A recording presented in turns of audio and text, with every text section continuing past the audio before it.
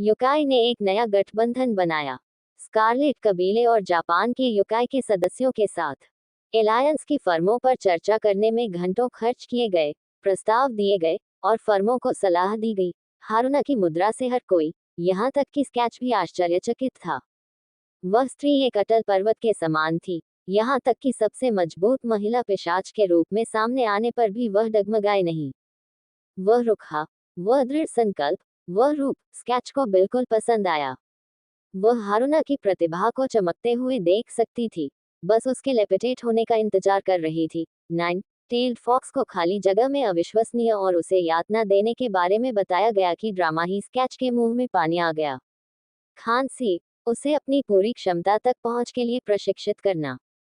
Sketch निश्चित रूप से समझा गया कि विक्टर को हारुना इतना पसंद क्यों था। महिला एक दुर्लभ रत्न थी, जबकि वह अपनी प्रतिभा की संपूर्ण क्षमता को पहचान नहीं पाया था। केवल एक नज़र में स्केच ने उसे रूबी के समान प्रतिभा के स्तर पर ला खड़ा किया, जिसके बारे में सिद्धांत ही क्षितिज था। रूबी की प्रतिभा का विषय कुछ ऐसा था जिसके बारे में उन्होंने सबसे ज्यादा बात नहीं की थी। कहीं ऐसा न हो कि यह बात उनकी बेटी के सिर पर चढ़ा दी जाए। रूबी एकमात्र प्रतिभा के मामले में विक्टर से हार गई। लड़की को जिस चीज ने जंजीरों में जकड़ कर रखा था, वह उसकी अपनी पहचान थी। काश जब वह छोटी थी तब वह अपनी माँ की तरह होती थी। एक ऐसी महिला की ताकत थी मजबूत बनने की, और वह मजबूत टीम से लड़ने के लिए उत्सुक थी, तो अब वह बहुत मजबूत होती थी। दुर्भाग्य से उनकी बेटी का व्यक्तित्व अधिक शांत था। वह अपने प्रयोगों के साथ खुद को अपनी कार्यशाला में बंद कर देती है और योजनाएं बनाएगी। ऐसा नहीं था कि ये कोई बड़ी बात थी। आखिरकार रुबनी शहीद अब फेफेक्स टेम्पलेट हो गया था। लड़की की मां के रूप में उन्होंने यह विचार व्यक्त करते हुए पुष्टि की कि अलौकिक दुनिया पर हमेशा से ही गीतकारों का शासन कायम है और रहेगा। वह शक्ति सदैव सही थी। ये समझने का कारण ये था कि रूबी ने कभी कभी अपने प्रशिक्षण में प्रतिस्पर्धा में कोई अंतर नहीं रखा, भले ही वह अपने कमरे में एनीमे देखने का आराम करना या अपनी छुट्टी में समय स्थिर करना पसंद करती थी। अगर आपके पास भी प्रतिभा क्यों नहीं है, अगर आपकी पहचान सही नहीं है तो वह प्रतिभावान नहीं है। विक्टर एक आदर्श उदाहरण था। अब भी वह व्यक्ति कभी भी प्रशिक्षण में कोताही नहीं बरताता, हमेशा मजबूत होने के बारे में विचारधारा रखता है, हमेशा अन्य प्रतिद्वंद्वियों के बारे में विचारधारा रखता है, और उस संभावना ने उसे इतनी तेज गति से बढ़ने में मदद की। 2 घंटे की बहस के बाद, जिसका कोई नतीजा नहीं निकला, रूबी बातचीत में शामिल हो गई। अगर मैं बोलूंगा, हारुना और स्केच ने बात करना बंद कर दिया और रूबी की ओर देखा। लेडी हारुना, तुम मेरी पत्नी की दुल्हन क्यों नहीं बनी? पफ। सभी ने हारुना के दादा की ओर देखा। चाचा को जेंजी के चेहरे पर ठहराया गया था। मुझे खेद है, ऐसा दिखावा करो जैसा कुछ हुआ ही नहीं। घृणित। जेंजी गुर्राया। यहाँ जेंजी, सामा। जेंजी ने बगल की ओर देखा और हाथ में तौलिया लिए हुए एक 3 पूंछ वाला ह्यूमनॉइड लोमड़ी देखा। धन्यवाद। तौलिया लेते हुए और अपना चेहरा पोंछते हुए वह धीरे से बोला। समूह ने रूबी की ओर देखा। समझाओ, रूबी स्कारलेट, हारुना ने गंभीर भाव से कहा। शुरू करने से पहले, ये सार्वजनिक जानकारी नहीं है। केवल कुछ ही लोग इसके बारे में जानते हैं। क्या आप इस जानकारी को निजी रखने के लिए इन लोगों पर भरोसा कर सकते हैं? हारुना ने कुछ सेकंड के लिए रूबी को देखा और ऐसी आवाज में बोला जो पूरी हवेली में गूंज गई। नौकरों, मुख्य हवेली छोड़ दो। दौड़ते कदमों की आवाजें सुनाई दी और जल्द ही मुख्य हवेली के सभी नौकर बाहर आंगन में भाग गए। जेंजी, स्थान अलग कर लो। जेंजी ने अपना सिर हिलाया और उसके शरीर से एक सफेद शक्ति निकली, जो एक गुंबद के आकार में फैल गई और पूरी हवेली को घेर लिया। हो गया। संतुष्ट युवा पिशाच को सिर हिलाते देखकर उसने कहा, अब बोलो। कबीले अलुकार्ड के नेता विक्टर अलुकार्ड, दूसरे पूर्वज, ने वर्तमान में 7 महिलाओं से शादी की है। स्नो कबीले की उत्तराधिकारी वायलट स्नो और स्नो कबीले की नेता एग्नेस स्नो। जेंजी और योइची ने सदमे में अपना मुंह खोला। उस आदमी की शादी माँ और बेटी दोनों से हुई थी। फुलगर कबीले की उत्तराधिकारी साशा फुलगर और फुलगर कबीले की नेता अनास्तासिया फुलगर। और मैं, रूबी स्कारलेट, कबीले स्कारलेट की उत्तराधिकारिणी। स्कैथेच ने केवल तभी भौहें चढ़ाईं जब उसने अपनी बेटी को उस पर टिप्पणी करते नहीं देखा, लेकिन अब जब उसने इसके बारे में सोचा तो वह विक्टर के साथ किसी भी आधिकारिक रिश्ते में नहीं थी। यही कारण है कि उसकी बेटी ने बात नहीं की। आखिरकार कोई जरूरत नहीं थी। अन्य दो महिलाएं संवेदनशील विषय हैं और मैं हल्के में टिप्पणी नहीं कर सकता, लेकिन मैं आपको उनकी जाति बता सकता हूँ। पहला ड्रॉइड और वैम्पायर का एक संकर है। रूबी जितनी आसानी से सांस लेती थी, उतनी ही आसानी से झूठ भी बोल सकती थी। विश्व वृक्ष की खबर फैलाना सरासर बकवास है। रूबी शुरू से ही रॉक्सेन और एफ्रोडाइट के बारे में गहराई से बात नहीं करने वाली थी, मुख्यतः क्योंकि अगर दोनों की खबर बाहर आ गई तो सब कुछ पहले से कहीं अधिक जटिल हो जाएगा। और दूसरी एक देवी है। जेंजी और योइची के चेहरों पर सदमा और अविश्वास देखा जा सकता था। वह आदमी बहुत छोटा है और फिर भी उसके पास पहले से ही व्लाद से अधिक पत्नियां हैं। योइची ने सोचा। डॉट डॉट डॉट यदि वह केवल ये जानता कि विक्टर की महिलाओं की लंबी सूची यही समाप्त नहीं होती है और उनमें से दो व्लाद की पूर्व पत्नियां थीं। हारुना ने तटस्थ स्वर में टिप्पणी की। मुझे समझ नहीं आ रहा है कि आप मुझे अलुकार्ड के निजी जीवन के बारे में क्यों बता रहे हैं। तुम जल्द ही समझ जाओगे। रूबी थोड़ा मुस्कुराए और जारी रखी। जिस गठबंधन का हम आपको प्रस्ताव दे रहे हैं वह कबीले स्कारलेट, फुल्गर और स्नो के साथ एक साधारण गठबंधन नहीं है। रूबी, क्या तुम इस बारे में निश्चित हो? सिएना ने पूछा। पब फ्यूचर द्वारा विज्ञापन। रूबी ने हारुना की ओर देखते हुए कहा, हाँ, मैंने जो कुछ भी देखा है वह उस जानकारी को चारों ओर नहीं फैलाएगा। सिएना ने बस अपना सिर हिलाया और अपनी छोटी बहन पर भरोसा करते हुए चुप रही। ओत्सुकी हारुना, हम यहाँ आपके और हमारे नए गुट के साथ एक गठबंधन की तलाश में हैं। एक गुट जो व्लाद के आदेश के तहत नोबल पिशाचों से पूरी तरह से असंबंधित है। अब हारुना के लिए अपनी आंखें खोलने का समय आ गया था। उसका दिमाग तेजी से काम करने लगा और कुछ ही सेकंड में उसे रूबी के निमंत्रण का परिणाम समझ में आ गया। वह समझ गई कि रूबी क्यों नहीं चाहती थी कि किसी को पता चले। और वह अकेली नहीं थी। जेंजी और योइची भी समझ गए। Single quote dot dot dot Vlad, आप अपने ही वैम्पायर काउंट्स द्वारा आपको त्यागने के लिए किस हद तक गिर गए हैं? योइची ने सोचा। यह पागलपन है। हारुना मदद नहीं कर सकता लेकिन कहता है, आप सबसे पुराने जीवित पिशाच, पहले पूर्वज को धोखा दे रहे हैं। इस विचार ने ही हारुना की रीढ़ में सिहरन पैदा कर दी और उसी विचार ने उसे हृदय विदारक बना दिया। उसे ये तरीके पसंद नहीं थे। हालांकि वह समझती थी कि इस दुनिया में ऐसे विकल्प हैं जिन्हें चुनने के लिए आपको मजबूर किया गया है, फिर भी उसने इस पद्धति को अस्वीकार कर दिया। वह उन लोगों पर भरोसा नहीं कर सकती थी जिन्होंने अपने भगवानों को धोखा दिया। ऐसी बकवास मत सोचो, फॉक्सी। हारुना ने स्केथेच की ओर रुख किया। ये देशद्रोह नहीं है। हम व्लाद की पीठ में छुरा नहीं मार रहे हैं। हम उसे छोड़ रहे हैं। और इससे क्या फर्क पड़ता है? इसे विश्वासघात कैसे नहीं माना जाएगा? हारुना ने अपनी आंखें सिकोड़ ली। हम उसके राज्य को नुकसान नहीं पहुंचाएंगे या व्लाद के प्रति वफादार लोगों को नहीं लेंगे। हम बस एक ऐसी जगह की तलाश में जहाज से कूद रहे हैं जहां हम अपने फैसले खुद कर सके, रूबी ने उत्तर दिया। हारुना ने अपनी आंखें और भी सिकोड़ ली। इस निर्णय का कारण क्या है? स्केच, डोनो, आप व्लाद को क्यों छोड़ना चाहते हैं? स्केच ने तटस्थ दृष्टि से योइची की ओर देखा।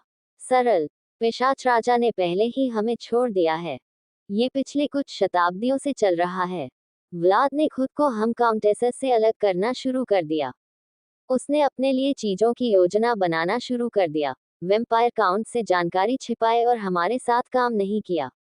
लेकिन ओत्सुकी हाना की मृत्यु के साथ सब कुछ बदतर हो गया। हारुना और योइची ने अपनी आंखें सिकोड़ ली। उनके हृदयों में जटिल भावनाएं उमड़ पड़ी। उन्हें इस बैठक में यह नाम सुनने की उम्मीद नहीं थी। व्लाद पर जुनून सवार हो गया। उसकी दृष्टि में बदला लेना ही एकमात्र चीज थी। वह वेम्पायर काउंट से और भी बातें छिपाता रहा और स्थिति अब उस बिंदु पर पहुंच गई है जहां व्लाद व्यावहारिक रूप से अकेले शासन करता है और वेम्पायर काउंट्स को इससे अधिक कुछ नहीं दिया गया है। नाइटिंगेल के भीतर व्यवस्था और यथास्थिति की झलक बनाए रखने के लिए मात्र सजावट। हम किसी ऐसे व्यक्ति को नहीं छोड़ सकते जिसने पहले ही हमें छोड़ दिया है। जैसा कि मेरी बेटी ने कहा, हम बस एक बेहतर नाव की तलाश में हैं। एक ऐसी नाव जिसका कप्तान वह हो जिस पर हम इन अनिश्चित समय में भरोसा कर सकें। कमरे में सन्नाटा छा गया। स्कारलेट कबीले के सदस्य देख सकते थे कि यूकाई क्या सोच रहे थे। स्केचर ने अपने कारण बताए थे, लेकिन ईमानदारी से। हालांकि उन कारणों से वह परेशान थी, लेकिन आमतौर पर वह इसकी परवाह नहीं करती थी। और अगर चीजें बदतर होती, तो स्केच अपनी बेटियों को ले जाता और नाइटिंगेल को छोड़ देता। लेकिन विक्टर सामने आया और विक्टर के साथ उसकी सोच बदल गई। विक्टर से संबंध बनाकर उसे एक शिष्य, एक प्रतिद्वंद्वी, एक प्रेमी, एक परिवार, एक बहुत बड़ा परिवार मिला जो लगातार बढ़ता रहा। पहले स्नो, फुलगर और स्कारलेट कबीले एक दूसरे के साथ तटस्थ संबंध रखते थे, लेकिन विक्टर के आगमन के साथ वे कबीले बहुत करीब आ गए। जितना उसने कभी सोचा था उससे कहीं ज्यादा करीब। ईश्वर, वह सचमुच कबीले फुलगर और स्नो के नेताओं के साथ एक ही बिस्तर पर सोई थी।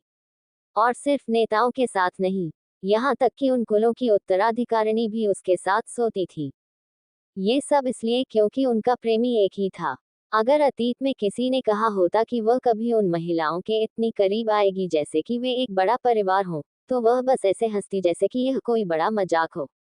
विक्टर के संपर्क में आने वाला प्रत्येक व्यक्ति, वो प्रत्येक व्यक्ति जो विक्टर को व्यक्तिगत स्तर पर जानता है, पूरी तरह से बदल गया है। कुछ वर्षों से भी कम समय में नाइटिंगेल के उच्च समाज को बनाने वाले व्यक्ति इस हद तक बदल गए थे कि वे पहचाने जाने योग्य नहीं रह गए थे। यहाँ तक कि व्लाद स्वयं भी थोड़ा बदल गया था, भले ही बूढ़ा व्यक्ति इसे स्वीकार नहीं करना चाहता था। और मजे की बात यह थी कि यह बात केवल कुछ ही प्राणी जानते थे। सामान्य कुलीन पिशाच, जिनके पास कोई कुल नहीं था, बस अपना जीवन लापरवाह अज्ञानता में जीते थे। आखिरकार नाइटिंगेल का समाज नहीं बदला था, जिन लोगों ने इसे बनाया था। मैं देख रहा हूँ, तुम भी मेरे जैसा ही कर रहे हो। हारूना ने अपनी आंखें बंद कर लीं और स्पष्ट तीव्रता के साथ उन्हें फिर से खोल दिया। आप अपने भाग्य की बागडोर अपने हाथ में ले रहे हैं। सही, स्केचर मुस्कुराया। डियाब्लो लहरें बना रहा है, लहरें जो पूरी अलौकिक दुनिया को अपने साथ खींच सकती हैं। और हम खड़े होकर उनके साथ घसीटे जाना नहीं चाहते, रूबी गंभीर भाव से बोली। जब कोई हमारा भाग्य तय कर रहा हो तब खड़े रहना हमारी पसंद नहीं है। हम किसी और का खेल खेलने से इनकार करते हैं। उसकी वजह से हमने टीम बनाने और एक गुट बनाने का फैसला किया। एक गुट जो किसी के साथ भेदभाव नहीं करेगा, जाति की परवाह किए बिना किसी को भी अपने पाले में आमंत्रित करेगा।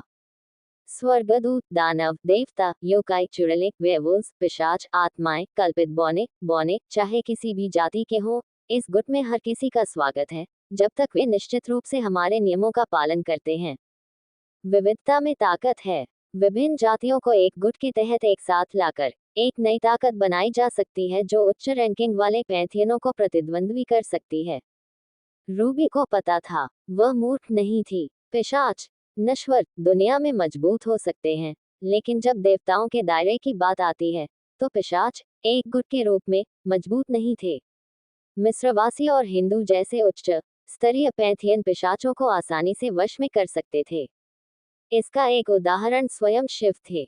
विनाश का देवता अकेले ही पूरे गुट को मिटा सकता है। पब फ्यूचर द्वारा विज्ञापन, अलौकिक प्राणियों का जमावड़ा पैंथियनों पर नियंत्रण बनाए रखने के लिए अस्तित्व में था, न कि पिशाच, दानव, देवदूत, वेयरवुल्व्स या चुड़ैलों के लिए। ये एक बड़ा लक्ष्य है, एक ऐसी ताकत बनना जो पैंथियंस को प्रतिद्वंद्वी बनाती है ना? कुछ सेकंड मौन में बीत गए जब तक हारूना ने एक महत्वपूर्ण प्रश्न नहीं पूछा। अगर मैं इस प्रस्ताव को स्वीकार करता हूँ, तो क्या यूकाई पर अलुकार्ड का शासन होगा? नहीं, सरकार का तरीका कुछ हद तक एक परिषद जैसा होगा। यूकाई का अपना प्रतिनिधि और नेता होगा। इसे अलौकिक प्राणियों के जमावड़े के समान कुछ समझें। एकमात्र अंतर यह है कि गुट का नेता जातियों और उनके नेताओं को तब तक आदेश दे सकता है जब तक कि वह आदेश प्रतिनिधि के हितों के साथ टकराव नहीं करता है। हारूना ने मामले के बारे में सोचना शुरू किया, लेकिन जब उसने सुना तो वह ज्यादा गहराई तक नहीं जा सकी। अभी आपको इसके बारे में ज्यादा सोचने की जरूरत नहीं है। सब कुछ अभी प्रारंभिक चरण में है। बहुत कुछ बदल सकता है, और कुछ भी ठोस नहीं है, लेकिन एक बात निश्चित है। भविष्य की परिषद में प्रत्येक जाति का प्रतिनिधित्व करने वाले नेता मेरे पति की पत्नियां होंगी। स्कैथेज, सिएना, पेपर, लूना और लेकस ने अपनी भौहें ऊपर उठाई, यह उनके लिए कुछ नया था, उन्होंने इसके बारे में पहले कुछ नहीं सुना था। इस तरह हम और भ्रष्टाचार से बच सकते हैं। भले ही मुझे लगता है कि ऐसा होना असंभव है, आखिरकार मेरे पति अब एक हमदर्द हैं। साथ ही इस मामले के लिए सौंदर्य की शाब्दिक देवी स्वयं जिम्मेदार होंगी। रूबी ने सोचा, दो प्राणियों के साथ जो भावनाओं को महसूस कर सकते हैं और एक ऐसे व्यक्ति के साथ जो अकेले आकर्षण के साथ किसी प्राणी को नियंत्रित कर सकता है। भ्रष्टाचार की संभावना 0.0000001% से कम थी। वह छोटा सा प्रतिशत उस असंभावित स्थिति के लिए जिम्मेदार था जहां विक्टर एक महिला को पूरी तरह से संतुष्ट नहीं कर पाता था, जो इस बात पर विचार करते हुए और भी असंभव था कि विक्टर ने अपनी पत्नियों को कैसे बिगाड़ा था। सेक्स की प्रमुख देवी ने सचमुच उसे आशीर्वाद दिया, इसलिए हाँ, हालांकि यह पूरी तरह से असंभव लग रहा था, इसका मतलब यह नहीं था कि योजनाएं नहीं बनाई जा सकती। बस मामले में सावधानियां आवश्यक थी। अल्पविराम डॉट डॉट डॉट ये भोली सोच है। सत्ता का प्रलोभन बहुत ही वांछनीय है, यहाँ तक कि कूटनेता की पत्नी भी इससे अछूती नहीं है। मेरा विश्वास करो, जब कोई मेरे पति की पत्नी बनेगी तो सत्ता उनकी आखिरी चिंता होगी। रूबी ने हल्की सी मुस्कान दिखाई। इस बार हारूना ने अपनी भौहें ऊपर उठाई। उसे आश्चर्य हुआ कि रूबी इतनी आश्वस्त क्यों थी। हारूना ने अपनी आंखें बंद कर ली और अपने उत्तर के बारे में सोचा। पूरा 1 मिनट बीत गया और हर कोई चुप था। उसने आंखें खोली और गंभीर स्वर में बोली, मैं गठबंधन को स्वीकार करता हूँ, लेकिन मैं अलुकार की दुल्हन बनने से इनकार करता हूँ। अल्पविराम डॉट डॉट डॉट ओह, ऐसा क्यों है? मैं अपने से कमजोर किसी की पत्नी नहीं बनूंगी। अगर वह शादी में मेरा हाथ चाहता है तो उसे मुझे हराना होगा। अनजाने में कबीले स्कारलेट के सदस्यों ने स्कैथर को देखा। उन्हें अभी अभी डेजा वू का एहसास हुआ। स्कैथर बहुत कोशिश कर रहा था कि अब वह पागलों की तरह न हंसे। उसकी प्रवृत्ति गलत नहीं थी, नारी एक दुर्लभ रत्न थी। और अगर वह मुझे हरा भी दे तो भी शायद मैं उसे पति के रूप में स्वीकार नहीं कर पाऊंगी, वह उसी गंभीर स्वर में कहती रही। लड़कियों ने हारूना की ओर देखा और स्केच का चेहरा सख्त हो गया। उसका सारा मनोरंजन उन शब्दों पर खत्म हो गया। मैं सिर्फ इसलिए अपने पैर नहीं फैलाऊंगा कि किसी ने मुझे हरा दिया। मुझे इस व्यक्ति में दिलचस्पी होनी चाहिए, और अगर मुझे यह व्यक्ति पसंद है तो उसे मुझसे लड़ना होगा, और फिर मैं उसे स्वीकार करूंगा।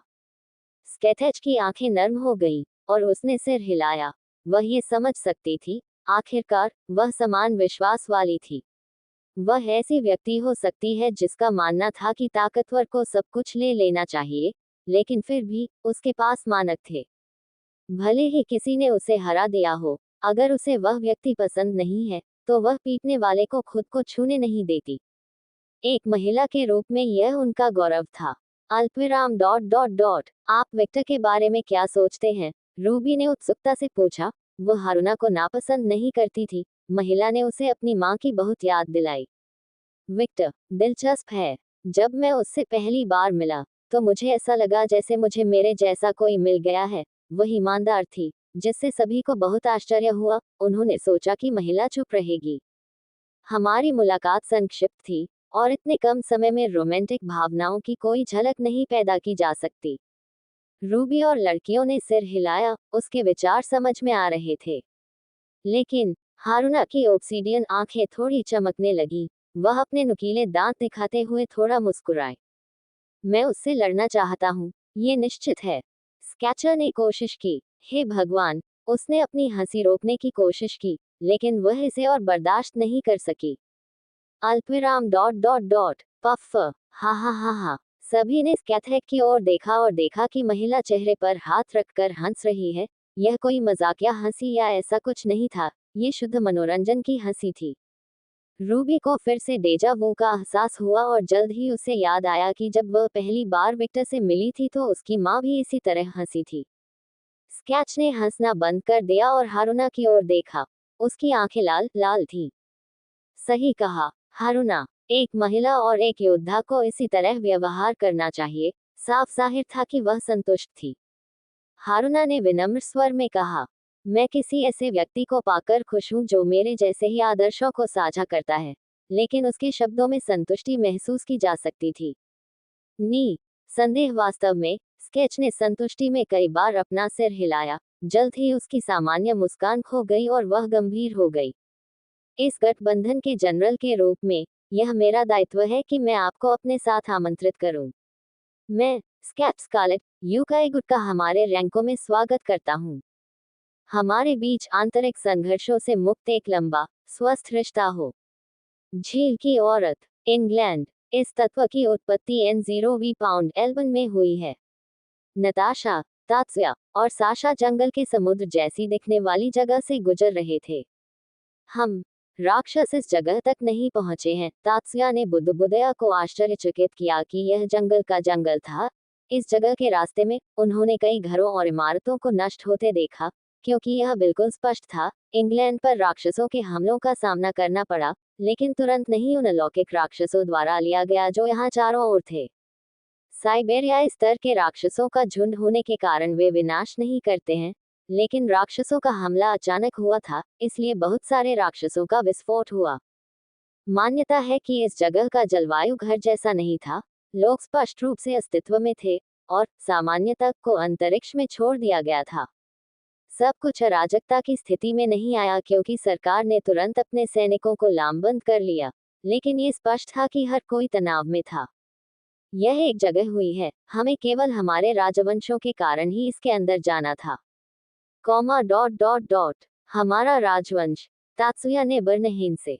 मेरी दादी, आपकी पूर्वज, वह एक बिजली जैसी आत्मा थी, और अच्छी तरह से हम महान पिशाच बन गए थे, फिर भी हमारी आत्मा में उस राजवंश का 1% निशान अभी भी मौजूद है। ओह, मुझे लगता है कि हमारी बिजली की शक्ति कम होती है। गलत। बेंचमार्क से हमारी क्षमता आती है। बिजली की शक्ति अन्य कबीले के सदस्यों को विरासत में मिल सकती है, लेकिन नई ऊंचाई तक पहुंचने की क्षमता केवल मुख्य परिवार से आती है। अल्पविराम क्या फुलगर कबीले के अन्य सदस्यों और हमारे बीच कोई अंतर है? उस समय नतासिया और साशा यात्रा बंद कर देते हैं और तात्सुया को ऐसे देखते हैं जैसे उनका दूसरा सिर बढ़ गया हो। क्या तात्सुया को माँ और बेटी की शक्ल देखकर घबराहट महसूस हुई? क्या मेरी बहन ने इस बारे में कुछ नहीं सीखा कि वैम्पायर काउंट्स का कबीला कैसे काम करता है? एन नहीं, वह थोड़ा हकलाया। नतासिया ने मुंह फेर लिया। उसे विश्वास नहीं हो रहा था कि उसकी खूबसूरत बहन इतनी थी। क्या ये कोई महत्वपूर्ण बात है? निश्चित रूप से यह महत्वपूर्ण है। मेरी बहन के बेटे के रूप में आप मुख्य वंश का हिस्सा हैं। आपको ही पता होना चाहिए कि धोखा न खा जाए। ओह, यह आश्चर्य की बात है कि वह अब तक किसी भी जाल में नहीं फंसी है। फाफ है। माँ, तात्सुया कभी कभार ही घर से बाहर का बच्चा है। अपना वह ज्यादातर समय प्रशिक्षण और हेकेट के साथ रहता है। साशा ने सामित के सुर में समा बांध दिया। अल्पविराम ये सच है, और उस महिला को भी पता है। वह ऐसी नहीं होती देवी। नतासिया ने हेकेट के बारे में सोचा।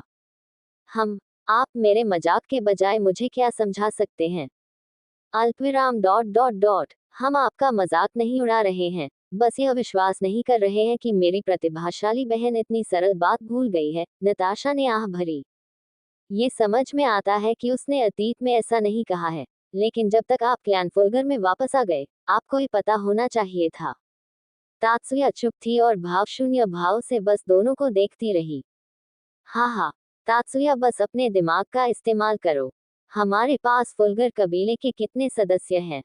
500 के आसपास। तात्सुया ने अनुमानित संख्या में बात की। इतना तो नहीं, लेकिन दूर भी नहीं, साशा बोली। नताशा ने अपनी बेटी को नजरअंदाज करते हुए कहा। अब क्या तुम्हें लगता है कि ये सभी लोग हमारी तरह तुम्हारे रिश्तेदार हैं? तात्सुया ने अपनी आंखें थोड़ी खोली। वह समझ गया कि इसका कोई मतलब नहीं है। पिशाचों की कम प्रजनन क्षमता के कारण परिवार के इतने सारे सदस्यों का इस तरह होना असंभव है। अल्पविराम बी लेकिन हर कोई बिजली की शक्ति का उपयोग कैसे कर सकता है? यह सरल है, तात्सुया। एक कबीला दीक्षा अनुष्ठान। ये कुछ ऐसा है जो केवल सबसे पुराने पिशाच परिवार ही जानते हैं। जिन रईसों को आप जानते हैं, वे दास्ता के एक अनुष्ठान के माध्यम से होते हैं जिसमें कबीले के नेता द्वारा अपना खून दूसरे महान पिशाच को देना शामिल होता है। मैं देख रहा हूँ। एक दास्ता अनुष्ठान हो। लेकिन मुझे पता है कि आप क्या पूछने जा रहे हैं। क्या दास्ता अनुष्ठान का उद्देश्य गद्दारों को रोकना नहीं है? तात्सुया ने अपनी चाची की बात से सहमति में अपना सिर हिलाया। पिशाच दासों के विपरीत जो कभी मानव थे, या कोई अन्य अलौकिक प्राणी जो मर गया और पिशाच में बदल गया। दास्ता अनुष्ठान केवल कबीले नेता की मुख्य वंशावली की सेवक करने की भावनाओं को बढ़ाता है। ये गुलामी का एक रूप नहीं है। हम कबीले के सदस्यों को चाहते हैं जो हमारे प्रति वफादार हों, न कि बेजान कठपुतलियां। हम तात्सुया ने सिर हिलाया और वह चुप रहा। वह जानकारी को आत्मसात कर रहा था। यह अनुष्ठान वास्तव में कैसे काम करता है? नताशा और साशा एक दूसरे को देखते हैं और बस कंधे उचकाते हैं और फिर आगे चलना शुरू कर देते हैं। तात्सुया ने दोनों महिलाओं का पीछा किया। कुछ मिनट मौन में बीते और जब तात्सुया ने सोचा कि उसे उत्तर नहीं मिलेगा, तो उसने सुना। आइए एक काल्पनिक परिदृश्य के बारे में बात करें। कल्पना करें कि हेकेट कबीले के बिना एक महान पिशाच है। तात्सुया ने नताशिया को जारी रखने का संकेत देने के लिए आवाज निकाली। आप फोल्गर कबीले के प्रत्यक्ष वंश के मुख्य सदस्य के रूप में, आप इस महान पिशाच को एक सदस्य के रूप में कबीले में लाना चाहते हैं। आपको क्या करना चाहिए? कॉमा डॉट डॉट डॉट मैं कबीले नेता से संपर्क करूंगा और अनुमति मांगूंगा। सही है। अनुमति मिलने पर कबीले नेता स्वयं हेकेट का परीक्षण करेंगे और देखेंगे कि क्या वह अपने मूल्यांकन मानदंडों के साथ कबीले का हिस्सा बनने के योग्य है। यदि हेकेट परीक्षण पास कर लेती है, तो उसे अनुष्ठान करने के लिए ले जाया जाएगा। अनुष्ठान में कबीले के नेता द्वारा हेकेट को अपने रक्त और सार की एक बूंद देना शामिल है। उस रक्त को प्राप्त करने पर हेकेट की शारीरिक विशेषताएं बदल जाएंगी। उदाहरण के लिए, पब फ्यूचर द्वारा विज्ञापन। अगर ये क्लैन फुलगर है, तो उसे सुनहरे बाल दिए जाएंगे और उसमें बिजली की शक्ति हासिल करने की क्षमता होगी। अगर यह क्लैन स्कारलेट है, तो उसके बाल लाल हो जाएंगे और उसमें सिएना, लेकस और पेपर की तरह बर्फ की शक्ति हासिल करने की क्षमता होगी। ओह, यह मत सोचो कि महान पिशाच 3 बहनों जितना शक्तिशाली होगा। सिएना स्वयं ऐसी मजबूत बर्फ शक्ति विकसित करने के लिए एक विसंगति है, लेकिन यह समझ में आता है कि कबीले का नेता कौन है। नताशिया ने आपको यह नहीं बताया कि दूसरे पिशाच की क्षमता बढ़ाने का एक तरीका है, यद्यपि जोखिम भरा है।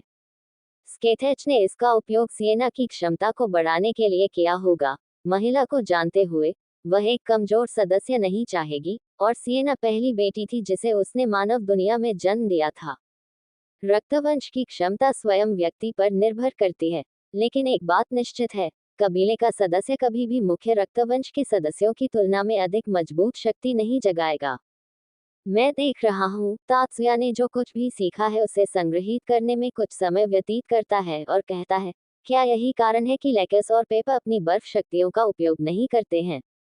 वे संभवतः बर्फ की शक्ति का उपयोग कर सकते हैं, लेकिन जो कुछ आपने जन्म से प्राप्त किया है उसे प्रशिक्षित करना आपके द्वारा अर्जित किसी चीज की तुलना में आसान है। क्या इसका मतलब यह है कि सिएना की अपनी एक वंशावली है जिसका उसने कभी उपयोग नहीं किया? तात्सुया बोला। नताशिया ने सिर्फ सिर हिलाया। सिएना को अपने अतीत से सख्त नफरत है। मैंने एक बार उससे इसके बारे में पूछा था और उसने बहुत बुरी प्रतिक्रिया दी थी, साशा ने जोड़ा। वैसे भी, चलो अपने काम पर ध्यान केंद्रित करें, हम पहले से ही वहां हैं। तभी तात्सुया सोचना बंद कर देता है और सीधे आगे देखता है, और उसे केवल जंगल दिखाई देते हैं। हम पहुंचे? उसने भ्रमित होकर पूछा। नताशिया ने बस एक मनोरंजक मुस्कान बिखेरी। उसे उसकी प्रतिक्रिया मनोरंजक लगी क्योंकि ये काफी हद तक वैसा ही था जैसा उसने तब किया था जब उसकी माँ उसे पहली बार यहाँ लेकर आई थी। एक ब्रह्म विशेषज्ञ के लिए, आप वास्तव में इससे मूर्ख बन सकते हैं। ठीक है, मुझे लगता है कि यह स्वाभाविक है। आखिरकार, आपका प्रतिद्वंद्वी एक देवता है। जब उसने अपनी चाची की बात सुनी तो उसका चेहरा उदासीन तात्सुया थोड़ा कांप गया। उसे लगा कि वह उसकी क्षमताओं का मजाक उड़ा रही है। साशा ने अपनी आंखें सिकोड़ ली। उसे लगा कि कोई चीज उसे उस दिशा में बुला रही है, और उसने क्या किया? क्या वह उस संदिग्ध आवाज में चली गई? बिल्कुल नहीं। उन्होंने इसी आधार पर कई डरावनी फिल्में देखी हैं। माँ, मुझे लगता है कि कुछ मुझे उस दिशा में बुला रहा है। ऐसा लगता है कि आप उन्हें सुन सकते हैं। सुनो किसकी? परियां। जैसे ही नताशिया ने ये कहा, जंगल के चारों ओर रोशनी के कई बिंदु दिखाई देने लगे। एक जादुई दृश्य का निर्माण जो किसी काल्पनिक किताब से निकला हुआ प्रतीत हो रहा था। वातावरण अधिक हल्का होने लगा, फूल खिलने लगे, ऊर्जा के धागे फूलों, पेड़ों और घासों से गुजरते हुए प्रतीत होने लगे। तात्सुया चारों ओर देखता है, विशेष रूप से प्रकाश के बिंदुओं पर। वह प्रकाश के उन बिंदुओं से आने वाली हंसी सुन सकता है। जिस क्षण वह अपनी आंखें झपकाता है, उसे पता चलता है कि वह जिस स्थान पर खड़ा था वह पूरी तरह से गायब हो गया है। क्या? वह तुरंत सतर्क हो गया। आराम करो, हमें राज्य में आमंत्रित किया गया है, नताशा शांत स्वर में बोली। उफ, ये परेशान करने वाली आवाजें हैं। साशा को लगा जैसे कई छोटे बच्चे उसके दिमाग में बातें कर रहे हों। ये कष्टप्रद था, विशेषकर यह खिलखिलाहट।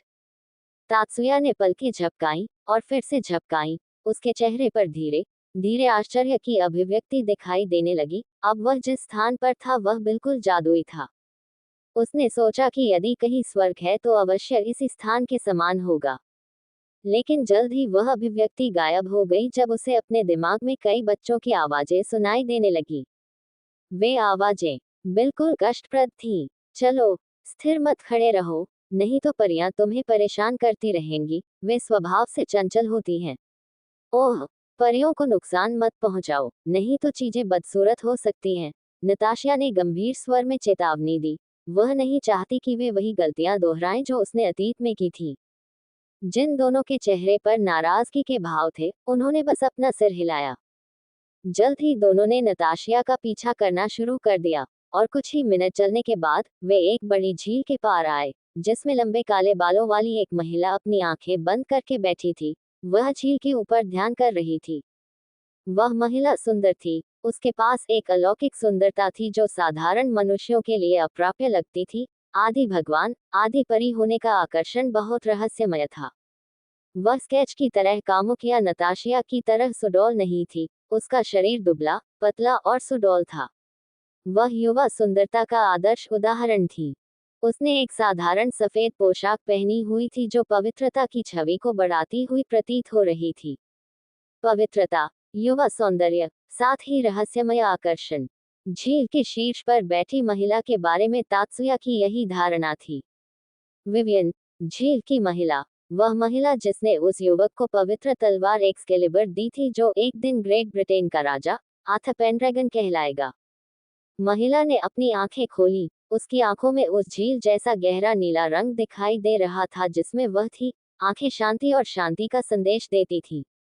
तुमसे भ्रष्टाचार की बो आती है, पिशाचों। हालांकि उसके शब्दों में झुंझलाहट झलक रही थी, फिर भी उसकी आवाज शांत थी। ओया, क्या तुम्हें नहीं पता कि क्या हो रहा है?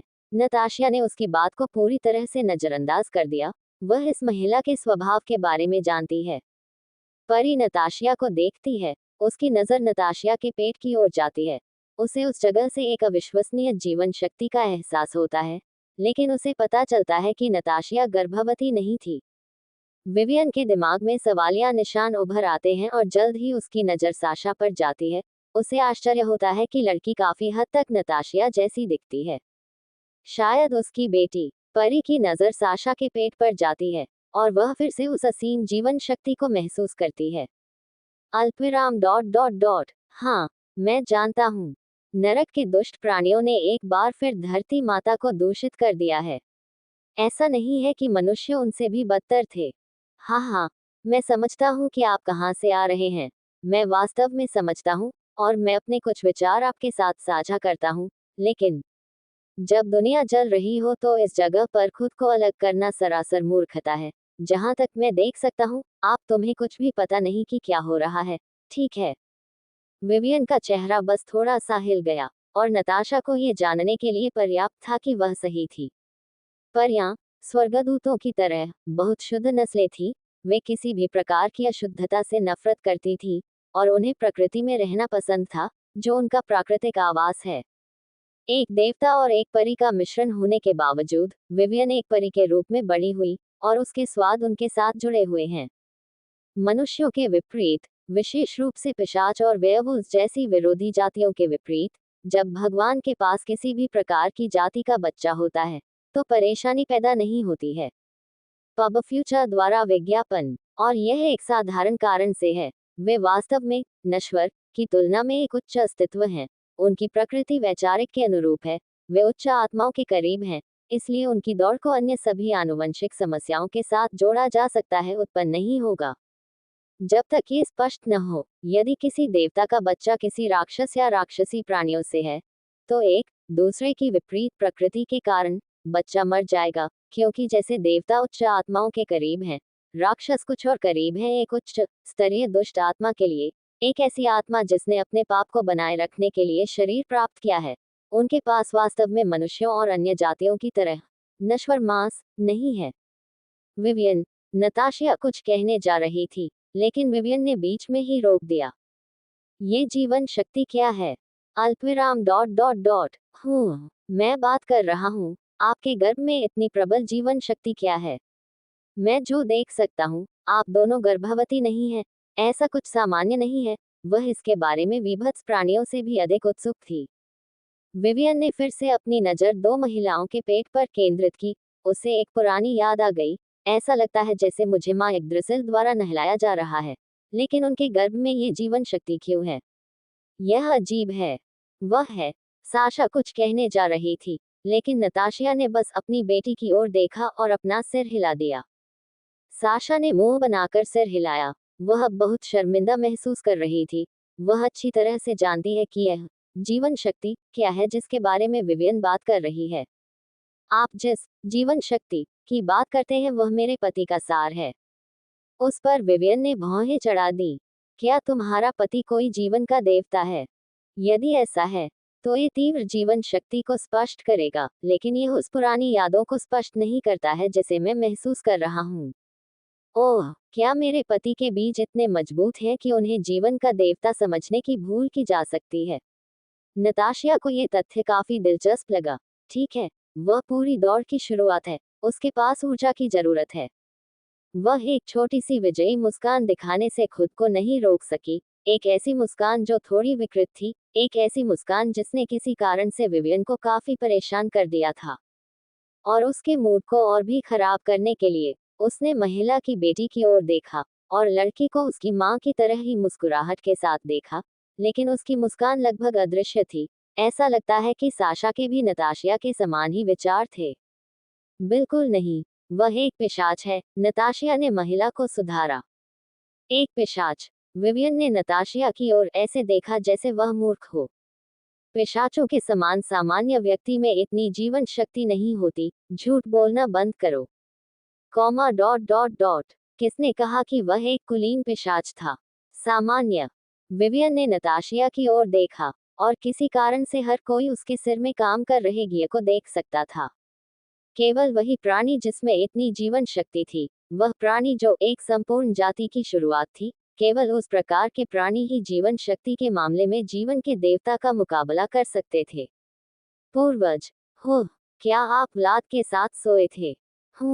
नताशिया के चेहरे पर अत्यंत तिरस्कार और घृणा की झलक दिखाई दी, जिसने विवियन को इस अचानक विस्फोट से आश्चर्यचकित कर दिया। बिल्कुल नहीं, उस हिजड़े कुतिया के बेटे के साथ कौन सोएगा? उफ, बस इस विचार से ही मुझे घृणा होती है। ब्लीग, नताशिया को ऐसा लग रहा था जैसे वह किसी भी क्षण उल्टी कर देगी। मेरे पति हमारी जाति के दूसरे पूर्वज हैं। वह बकवास औलाद का टुकड़ा नहीं है। उस विस्फोट से तात्सुया को पसीना आ गया। इतनी अकारण नफरत क्यों? राजा ने तुम्हारे साथ कुछ नहीं किया, स्त्री। क्या उस महिला का दिमाग ठीक है?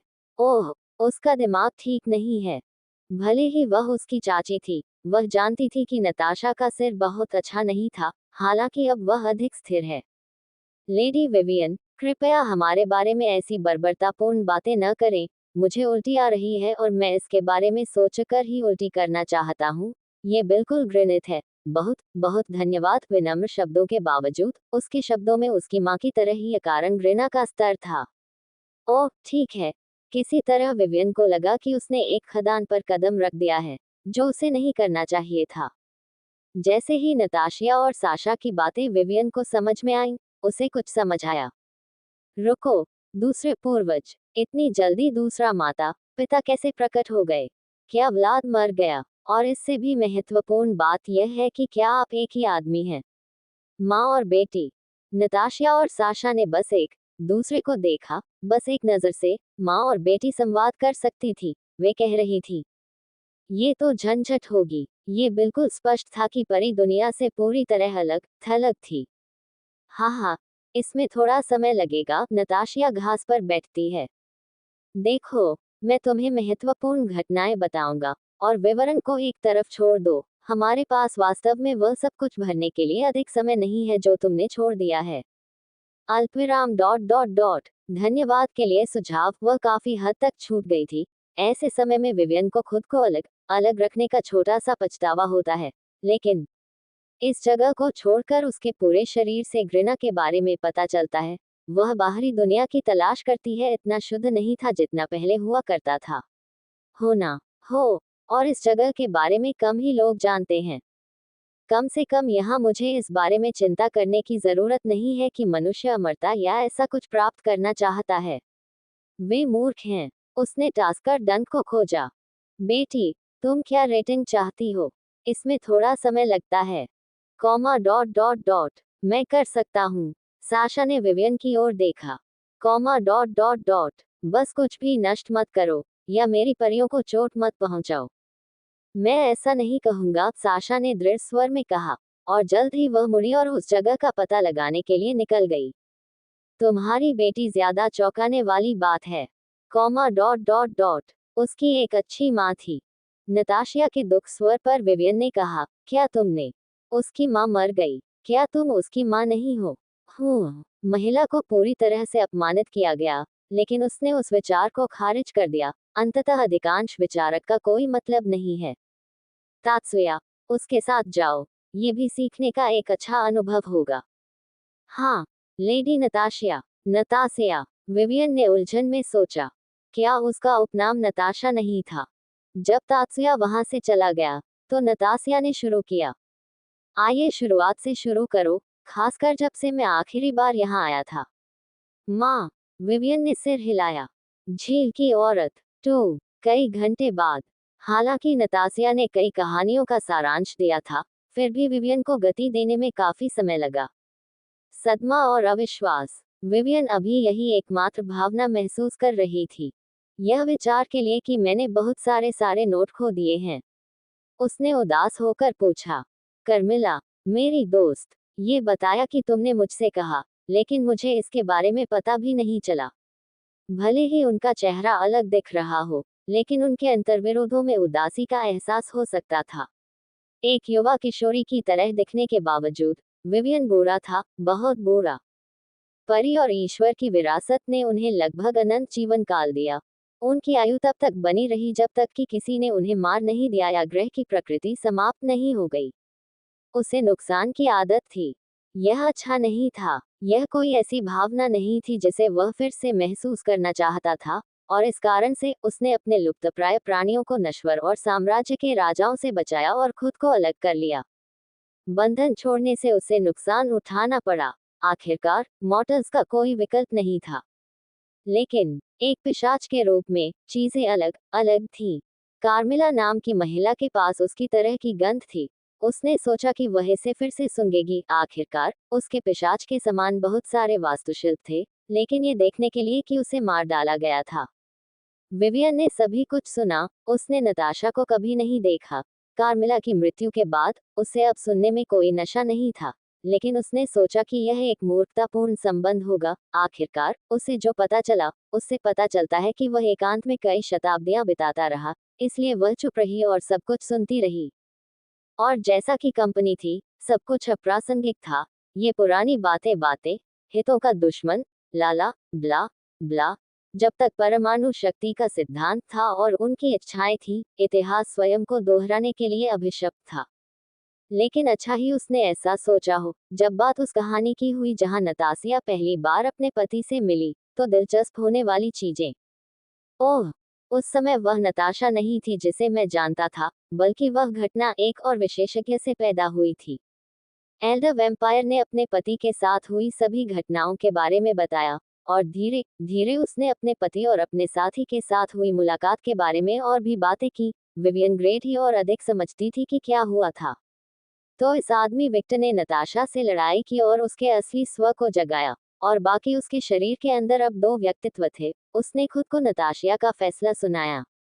क्लासिक है कि विवियन को अब कहानी में काफी मछलियां थीं। उसे विक्टर में नहीं बल्कि उसकी साख में मशगूल था। पिशाचों का दूसरा पूर्वज, जिसके पास पिशाचों की गिनती के 3 सबसे मजबूत कबीले रक्तवंशों की शक्तियां हैं, और इससे भी महत्वपूर्ण बात यह है कि वह व्यक्ति जिसने उपरोक्त 3 कुलों के साथ जुड़ने की असंभव उपलब्धि हासिल की है। यह उल्लेखनीय है कि इन कुलों के नेताओं का व्यक्तित्व विलक्षण और प्रभावशाली था। कुछ प्राणी उनमें से किसी एक से ही निपट सकते थे, एक ही समय में 3 की कल्पना करें। विवियन को याद आया कि कैसे कार्मिला क्लैन स्नो और स्कारलेट के बारे में ऐसे बड़बड़ाती थी जैसे कि यह कल की बात हो। यहाँ तक कि वह भी, जिसका रवैया एक सम्माननीय शूरवीर की तरह था, समूह की विलक्षणता को नहीं संभाल सकती थी। लेकिन जाहिर तौर पर इस आदमी ने सबको साथ लेकर चलने का असंभव कारनामा कर दिखाया था। यह इतना बेतुका था कि विवियन को संदेह हुआ कि कहीं महिलाओं का ब्रेन वॉश तो नहीं किया गया है। एक परी और उनकी रानी के रूप में, उसके पास किसी प्राणी के शरीर पर किसी भी नकारात्मक प्रभाव को शुद्ध करने का एक तरीका था। फिर भी जब नताशिया पर उस शक्ति का प्रयोग किया गया, तो वह आश्चर्यचकित थी कि उसे कुछ भी नहीं मिला। उसे मानसिक रूप से या किसी भगवान के माध्यम से नियंत्रित नहीं किया जा रहा था जो एफ्रोडाइट की तरह आकर्षण में हेरफेर कर सकता था। ये वास्तव में उसकी भावनाएं थीं। नताशिया ने देखा कि विवियन ने क्या किया, लेकिन उसने इस पर कोई टिप्पणी नहीं की। वह जानती थी कि परी अपने आप में तब तक हानिरहित है जब तक कि कोई उसकी निचली रेखा को नुकसान नहीं पहुंचाता है, जो कि जहां वह रहती थी, उसकी प्रकृति थी, उसके नियंत्रण में परी और खुद। कुल मिलाकर, वह एक सहज महिला थी जब तक आप उसके सोचने के तरीकों को नजरअंदाज करते थे। कहानी को जारी रखते हुए, नताशिया ने बताना शुरू किया कि बाहर क्या हो रहा था। उसने डियाब्लो के बारे में, उसकी शक्ति चाल के बारे में, व्लाद ने क्या किया और उस कारण के बारे में बताया जिसके कारण उसे परी की तलाश करनी पड़ी। जब नताशिया ने सब कुछ समझाना समाप्त कर दिया, तो विवियन के चेहरे पर झुंझलाहट आ गई। वे दुष्ट प्राणी समय के साथ निश्चित रूप से अहंकारी हो गए हैं, और यह सोचने के लिए कि वह इतने बड़े पैमाने पर कदम उठाएगा, पैथियन क्या कर रहे हैं, अंतिम भाग नताशिया की तुलना में सामान्यतः प्रश्न पूछने जैसा अधिक लगा। लेकिन ये जानते हुए भी नताशिया ने उत्तर दिया, एफ्रोडाइट ने जो बताया है, उसके अनुसार सभी पैथियन अपने अपने नर्क से निपटने में व्यस्त हैं। जाहिर है, डियाब्लो अकेला नहीं है, 7 नर्क के सभी भगवान उसके साथ आगे बढ़ रहे हैं। ये जानकारी जानने के बाद विवियन की नाराजगी और गहरी हो गई और उस पर खतरे का एहसास हावी होने लगा। वह मूर्ख नहीं थी, वह थोड़ी शांत हो सकती है, लेकिन वह निश्चित रूप से मूर्ख नहीं थी। वह उस जानकारी से चीजों की बड़ी तस्वीर देख सकती थी। ये शुद्ध पार्श्विक बल का आक्रमण नहीं था, ये एक साथ कई स्थानों पर सुनियोजित हमला था। ये दानव कब से इसकी योजना बना रहा था। विवियन उन नासमझ मूर्खों से नहीं डरती थी जो बस आगे बढ़ते थे और सब कुछ नष्ट कर देते थे।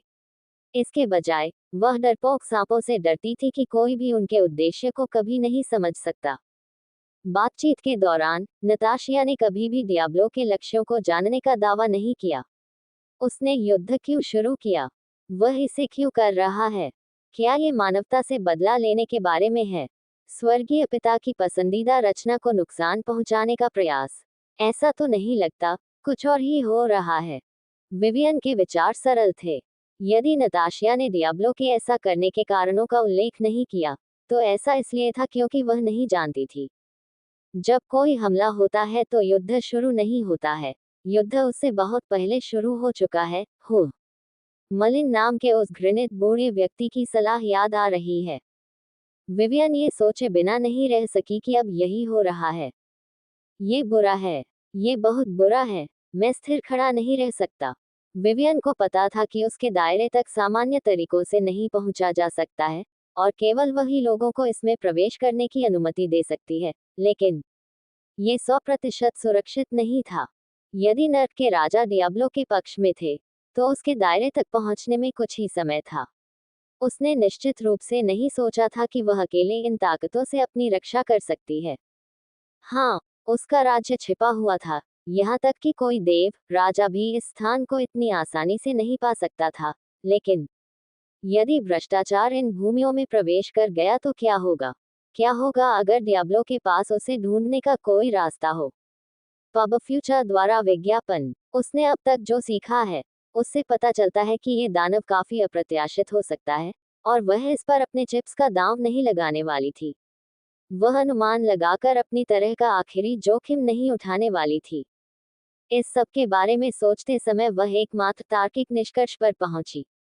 मुझे इस ग्रह से बाहर निकलने की जरूरत है। उसे दूर जाने की जरूरत थी।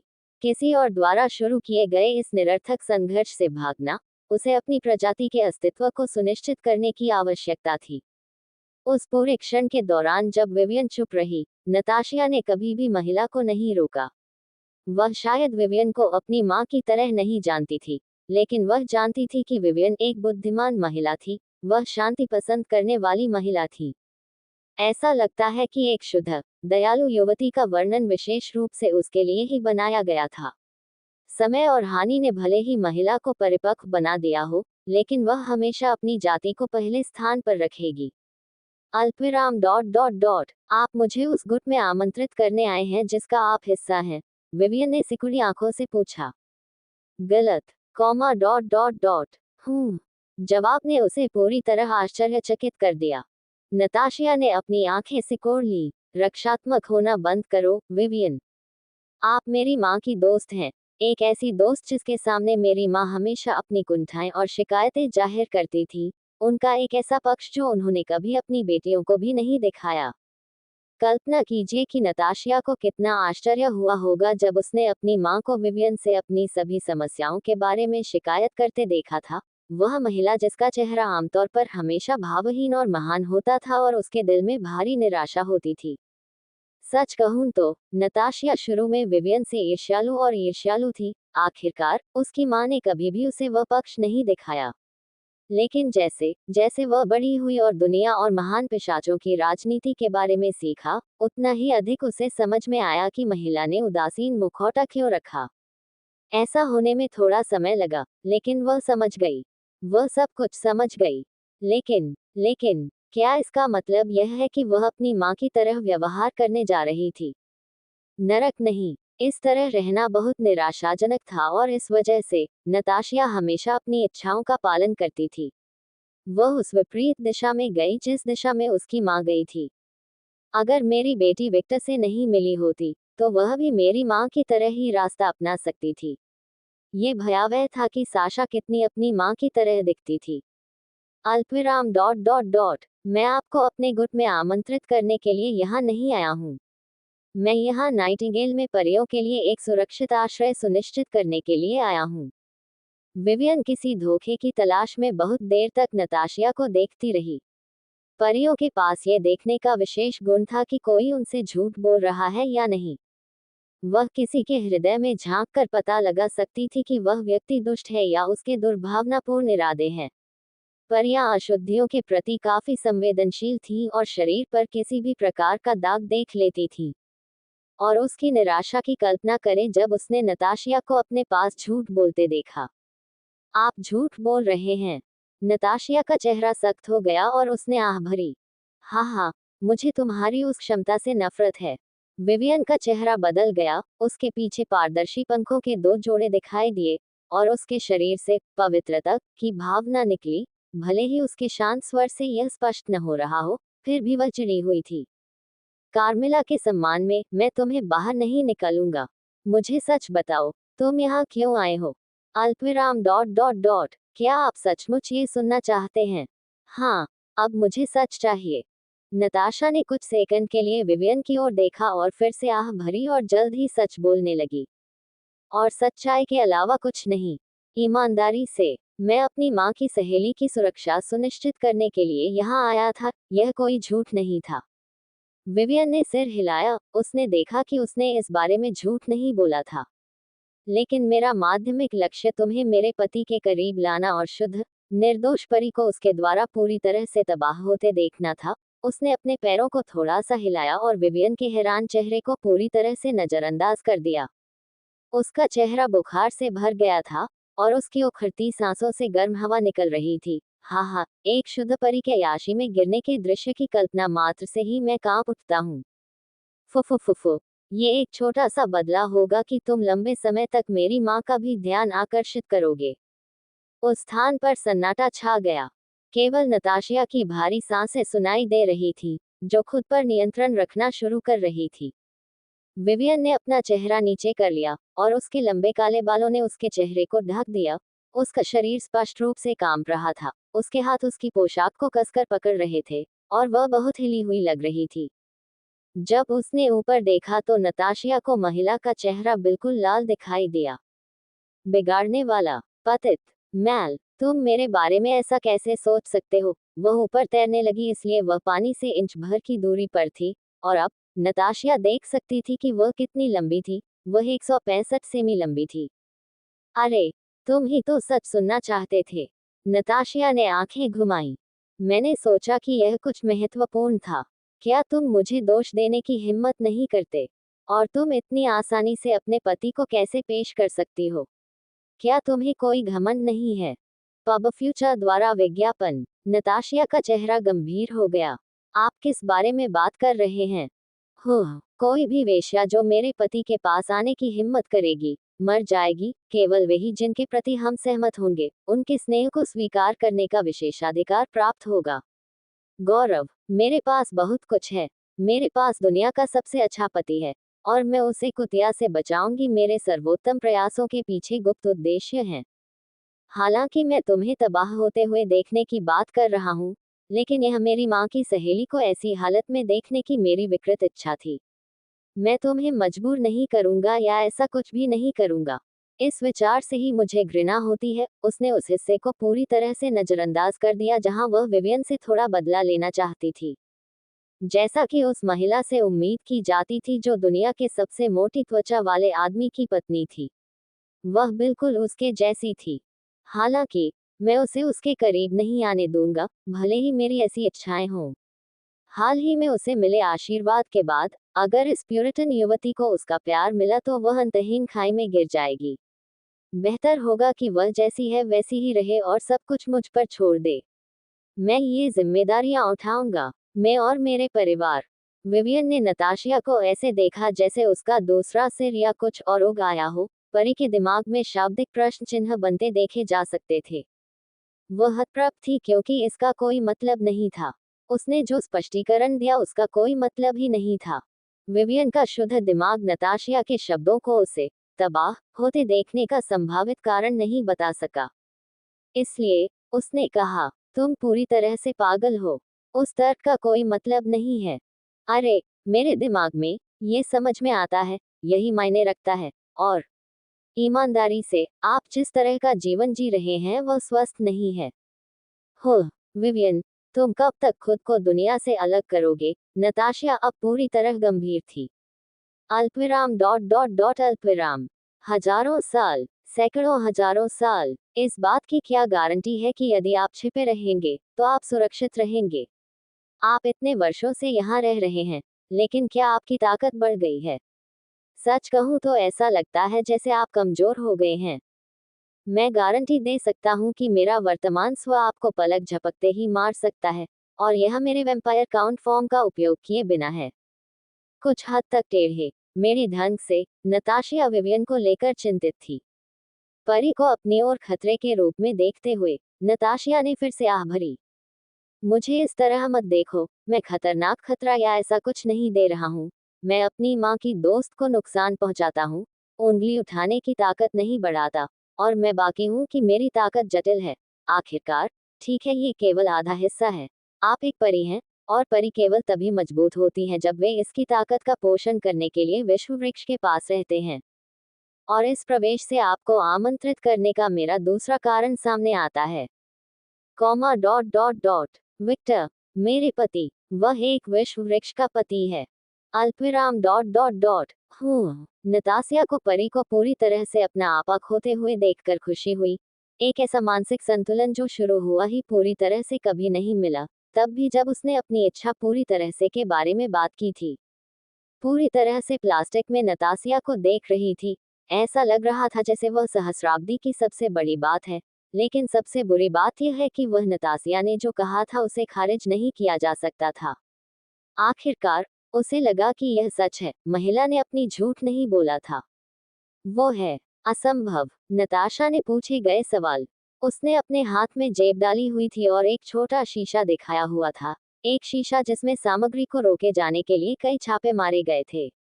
नताशिया ने अपनी उंगली को थोड़ा सा काला खून दिया और एक बूंद शीशी पर गिरा दी, और जैसे ही उसने ऐसा किया, शीशी और उसके सामान को छुपाने वाला जादू दिखाई दिया। शीशे के अंदर क्या था? रॉक्सेन द्वारा उसे एक सामान्य रक्त लाल पत्ता दिया गया। जब विवियन ने पत्ते की ओर देखा तो उसका शरीर स्पष्ट रूप से कंपने लगा। अच्छा ही ऊर्जा बंद थी, उसने ये देखा, उसे लगा कि यह हो सकता है। वह एक विश्व वृक्ष का पत्ता था। जैसे ही नताशिया ने शीशी का स्मारक खोला, पूरा फेयरी किंगडम हिल गया। जल्द ही प्रकाश के हजारों बिंदु विवियन की झील के पास के क्षेत्र और नताशिया के हाथ में मौजूद सामग्री को श्रद्धा और नमूने से देखा। विवियन के चेहरे से छोटी छोटी आंखें झलक रही थी। उसे एहसास हो रहा था, उसे शांति का एहसास हो रहा था। ऐसा महसूस हो रहा था जैसे वह फिर से घर आ गई हो, और यह सब एक ही पत्ते से आ गया हो। नताशिया ने ऐसी मुस्कान या मानो सब कुछ योजना के अनुसार चल रही हो। अल्पविराम डॉट डॉट डॉट आप अपना बैकअप पैक करने जा रहे हैं। अलुकार्ड लक्ष्य है। अलुकार्ड, मुझे पता था कि मुझ पर नियंत्रण नियंत्रण रखना चाहिए। एक 10 फुट लंबा दानव बोलता रहा और तेजी से उछलता हुआ गहरा घाव छोड़ गया। एक दमनकारी हवा ने क्षेत्र को घेर लिया था। नर्क के राजा को क्रोधित किया गया था, और सभी छोटे राक्षसों और उनके कुलीनों को ये पता चला था। उसे उत्तराधिकारियों का स्थान कैसे पता चला? मैंने इसे सरलता से गुप्त रखा। गुटों के उत्तराधिकारियों की मुक्ति के साथ, गुटों के नेताओं के साथ डियाब्लो का अनुबंध स्वचालित रूप से अनुपयोगी हो गया था, इसलिए पिशाच राजा को युद्ध में हस्तक्षेप करने से रोक वाली कोई और जंजीर नहीं थी। और डियाब्लो के मूड को और खराब करने के लिए एंजल्स अधिक सक्रिय हो रहे थे। दुनिया भर में स्वर्गदूतों और राक्षसों के बीच छोटे मोटी राक्षस हो रही थी। अगर यह जारी हो रहा है, तो जिस सर्वांगीण युद्ध की भविष्यवाणी की गई थी, उसे उम्मीद है कि ये पहले ही हो जाएगा। नारकीय शैतान ने गुर्राया। जैसे ही उसका आताई द्वेष और झंझलाहट से चमकने वाला महल, नर्क की आग की सांस उसकी भींचे दांतों से उगलने लगी। वेम्पायर ने जैसा कहा, डियाब्लो डियाब्लो जैस की आवाज दी गई, और डियाब्लो में सभी राक्षसों ने उस आदमी की ओर देखा जो अचानक प्रकट हुआ था। तुम्हें उस कीट का ध्यान रखना चाहिए। वह आदमी वहन करता था। वह 2 मीटर वजनी थी, उसकी भुजाएं चौड़ी और मांसल थी, और उसकी त्वचा भूरी भूरी थी। उसके लंबे काले बाल थे जो उसके कमर तक फैले हुए थे। ओब्सीडियन एशियन मानो उनमें अंधेरा हो गया था, और उसने एक सुंदर काला सूट पहना हुआ था। हालांकि इस आदमी की सबसे उल्लेखनीय विशेषता उसके सिर पर आग की लपटों का मुकुट था। डियाब्लो ने उस व्यक्ति की नजरअंदाज कर दी, इसके बजाय उत्तर दिया। अल्पविराम डॉट डॉट डॉट यदि आप यहाँ हैं, तो इसका मतलब है कि आपने योजना के अपने भागों पर ध्यान दिया होगा। यम, वास्तव में मेरा नर्क अब मेरे पेंथियन से नहीं टूटा है। इंद्र हर बात पर नाराज हैं। मुझे यकीन है कि वह जिंदा और मरे हुए लोगों के बीच दुनिया के फंसे हुए सपनों से लेकर टुकड़ों में मिले हुए हैं। वह मैं न्यूट्रल स्वर में और लालित्य के साथ बोलते थे, लेकिन मनोरंजन उनके पूरे अनुभव में देखा जा सकता था। वह स्पष्ट रूप से बहुत खुश थी। फिलहाल सिस्टम काम नहीं कर रहा है। वह बहुत निराश है, फुफू। मैं आपके नरक से भी उसकी टूटी हुई भारी गड़गड़ाहट सुन सकता हूँ। यम मनोरंजन में हंसने की कोशिश नहीं कर रही थी। यह सिर्फ एक अस्थायी समाधान है। हम अभी भी संतुलन नहीं तोड़ सकते हैं, अन्यथा प्राइमरियल्स हस्तक्षेप करेंगे। यम के चेहरे से खुशियां उड़ गईं, और उसने अपनी इन कहानियों को उन वैज्ञानिकों की याद दिला दी, जो दुनिया को संतुलन में रखते थे, जैसे कि हिंदू पौराणिक कथाओं से नर्क के राजा को पता था। उसे पता है कि जिस स्थिति में उसने नरक डाला है वह हमेशा के लिए वैसा ही नहीं रह पाएगा। बिना मृत्यु के दुनिया छोड़ने में जितना मजा आएगा, उससे केवल उन लोगों का गुस्सा भड़केगा जिन्होंने अस्तित्व को नियंत्रित किया है। आप चाहें या न चाहें, नरक समग्र योजना का एक अनिवार्य हिस्सा था। नरक के बिना जिन आत्माओं ने पाप किया है उनके पास जाने के लिए कहीं और नहीं है, और इसलिए कोई मृत्यु नहीं होगी। वे हमेशा के लिए जीवन और मृत्यु के बीच की स्थिति में फंसे रहेंगे, जो कि अप्राकृतिक था। और यह स्थिति वास्तविक मृत्यु मृत्यु के प्रभाव के लिए जिम्मेदार इकाई के लिए एक बड़ा निमंत्रण मात्र थी। जब कोई नश्वर मर जाता है और मृत्यु होती है, तो आत्मा जज ऑफ द एबिस के सामने प्रकट होती है। न्याय किए जाने के बाद सकारात्मक कर्म वाले लोग संबंधित स्वर्ग में चले जाएंगे, जिस पर आत्मा विश्वास करती है, जबकि आत्मा का बुरा हिस्सा हटा दिया जाएगा और नरक में फेंक दिया जाएगा। आखिरकार सबसे शुद्ध हृदय वालों के हृदय में भी बुराई के अंश थे। जिन लोगों ने अपूरणीय पाप किए थे या जिनके पास प्रचुर मात्रा में नकारात्मक कर्म थे, वे सीधे नरक में जाएंगे, जहां उन्हें पुनर्वास की प्रक्रिया से गुजरना होगा। यदि पुनर्वास काम करता है, तो आत्मा स्वचालित रूप से ब्रह्मांड के सभी जीवन, पुनर्जन्म और रखरखाव के लिए जिम्मेदार व्यक्ति के पास चली जाएगी। सार्वभौमिक वृक्ष, एक विश्व वृक्ष के समान जिसने पूरे ग्रह को बनाए रखा। सार्वभौमिक वृक्ष ने पूरे अस्तित्व को बनाए रखा। वह विश्व के सभी वृक्षों के जनक थे और अब भी हैं। यदि इनमें से कोई भी प्रक्रिया काम नहीं कर रही थी, या कुछ ऐसा हुआ कि संतुलन गड़बड़ा गया, तो लिम्बो गाय आपसे मिलने आएगा, और मुझ पर विश्वास करें, कोई भी उसकी जेल में फंसना नहीं चाहेगा। हमारे पास कितना वक्त है? यम ने पूछा। वह जानता था कि उसके सहयोगी ने द एबिस के न्यायाधीशों के साथ बातचीत की थी, और असामान्य मात्रा में आत्माएं पहुंचाकर सिस्टम तब तक कार्यात्मक बना रहेगा जब तक कि उनकी योजना पूरी नहीं हो जाती।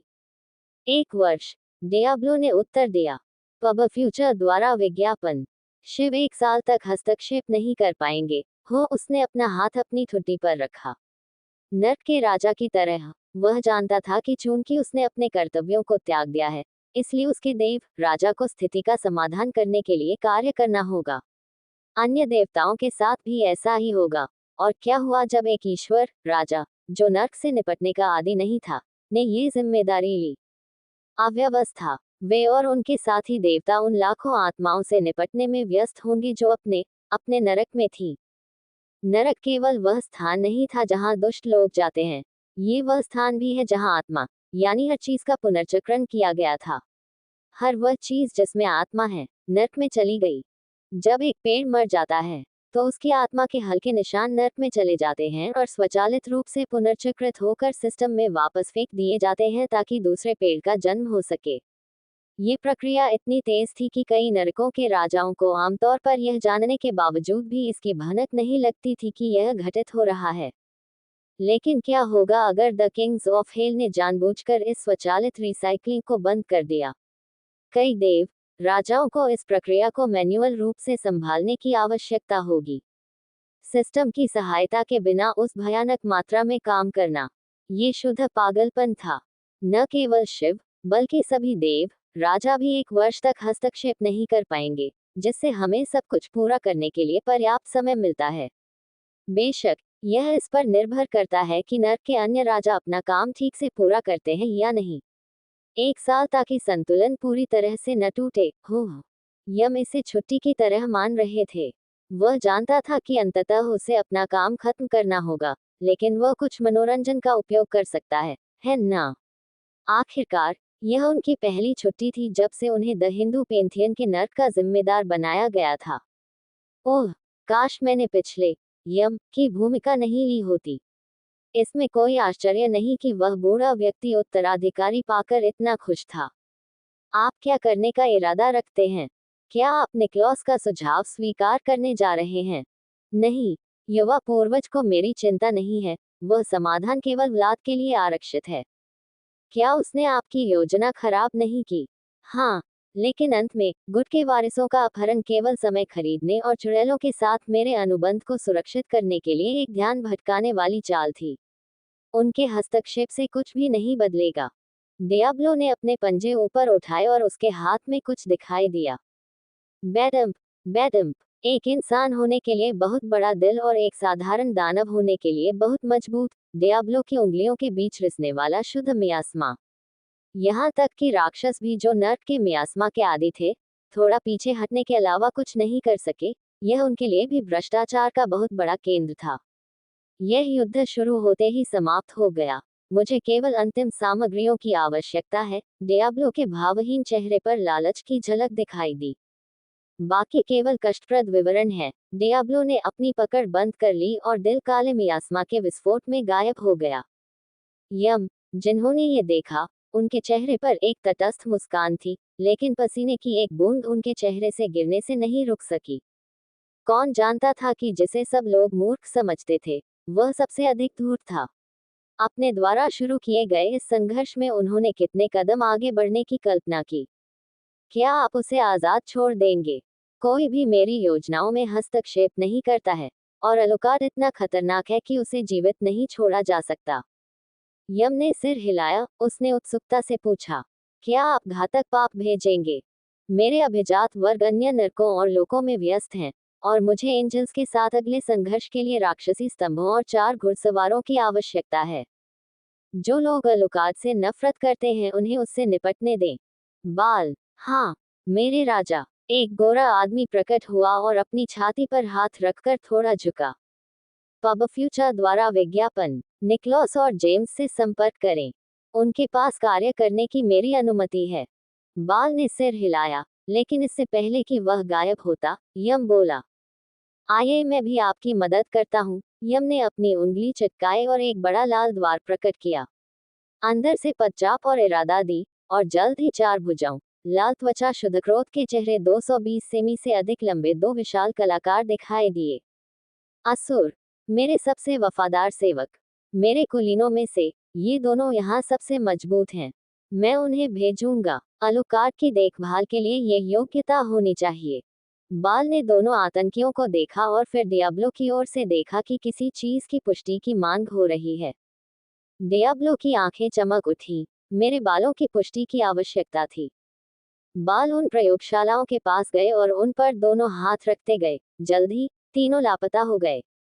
यदि पेंटियन हस्तक्षेप करने का निर्णय लेते हैं तो आपकी सेना सुरक्षित रहेगी। जैसा कि मैंने कहा, वे सबसे मजबूत लोगों में से हैं। वे सबसे मजबूत नहीं हैं। उनके नुकसान में किसी भी चीज में बाधा नहीं डाली जा सकती। वैसे भी, मैं छुट्टी पर हूँ। अगर पंथ किसी चीज की बर्बादी हो, तो बस मुझे बुला लेना। मैं कुछ मौज मस्ती करने जा रहा हूँ। यम ने डियाब्लो की प्रतिक्रिया की प्रतीक्षा नहीं की। वह तैरने लगा। उसी तरह एक ध्वनि की आवाज सुनाई दी और वह बेतरतीब दिशा में उड़ने लगा। बड़ा बढ़ाया में डियाब्लो बस झुंझलाहट। उन्हें आश्चर्य हुआ कि ये राक्षसी मानव रूप धारण करना क्यों पसंद करते हैं, यहाँ तक कि हम भी अलग नहीं थे। डियाब्लो ने स्काई की ओर देखा और अपने ड्रैगन को तेजी से उड़ते हुए देखा। डियाब्लो की अंतिम बुरी दृष्टि से चमक उठी। जैसे उसने आकाश की ओर देखा, जो अब खून से लाल हो गया था, डियाब्लो को लगा कि कोई उसकी ओर आ रहा है। उन्होंने अपना फेस कुचया और एक अंधेरी इकाई, एक उच्च स्तरीय दुष्ट आत्मा को देखा। एस्मोडियस, मेरे राजा, तैयारी तैयारी है। सभी ने एक राक्षसी मुस्कान का आकलन किया। डियाब्लो खुश था, और जब एक दानव खुश होता था तो चीजें कभी भी अच्छी नहीं होती थी। अभिमान के पाप को आकर्षित करने की तैयारी।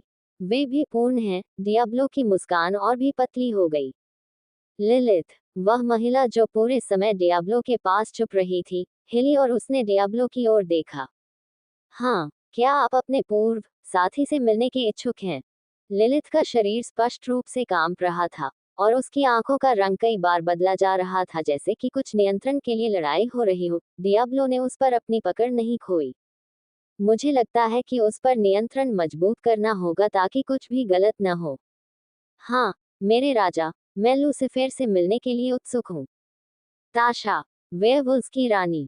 कुछ घंटे बाद, समर, वेयरवुल्व्स के राजा का महल, प्रवेश कक्ष। मेरा बेटा, लंबे, सीधे काले बाल और हरी आंखों वाली एक महिला एक लड़के के गले को पतला करती हुई चिल्लाने लगी। उनके चेहरे पर शुद्ध चिंता का भाव था। उसके शव से अरेस्ट वाली मातृभाषा आहा ने युवा भेड़िए को खोज निकाला। ओफ, माँ, मुझे जाने दो। थॉमस को राजनेता महसूस हुआ। अचानक, महिला ने लड़के का गला घोंट दिया और आंखों से उसकी ओर देखा। तुम्हें कुछ ही दिन हुए हैं, और तुम भूल गए हो कि मुझे क्या बुलाया है। थॉमस को अपनी रीढ़ की हड्डी में कंपनी की कंपनी महसूस हुई और बड़ी मुश्किल से उसने बोला, कॉमा डॉट डॉट डॉट, माँ, हम, अच्छा, वह मेरा लड़का है। उन्होंने सिर हिलाया और उन्हें कंठमाला गला लिया। ओह, थॉमस ने कुछ भी छोड़ना शुरू कर दिया। अब कोई गलती नहीं करता। वह अपनी माँ से प्यार करती थी, लेकिन वह कभी कभी बहुत अधिक धोखा खा जाती थी, और वास्तव में उसे यह पसंद नहीं था। एंडरसन ने महिला की ओर देखा। वह 175 सेमी लंबी थी और बिल्कुल उसकी तरह चॉकलेटी त्वचा वाली थी। वह रात सी दिखने वाली पोशाक वाली थी जो बिल्कुल प्राचीन मिस्र की लग रही थी, और साथ ही ऐसी लग रही थी जैसे वह किसी जनजाति के नेता हो। पोशाक काफी आकर्षक थी, जिसमें पेट, पैर और हाथ का उभार हो रहे थे। उनके स्कूल में किसी भी तरह के फुटवियर नहीं थे, जिससे उनके खूबसूरत पैर के जूते के संपर्क में आ रहे थे। जिस महिला थॉमस को गले लग रही थी वह वेयरवुल्व्स की रानी ताशा थी। माँ, क्या हुआ? तुमने समर को बीच में ही क्यों छोड़ दिया? ताशा ने अचानक थॉमस के गले को बंद कर दिया और एंडरसन की ओर देखा। उसके चेहरे के भाव को एक प्रिय और दयालु माँ से एक प्रतिष्ठित और कठोर महिला में बदल दिया गया। महिला के चेहरे पर स्नेहमयी माँ का कोई निशान मौजूद नहीं था। अब वह सिर्फ एक रानी थी जिसकी कुछ जिम्मेदारियां निभाई थी।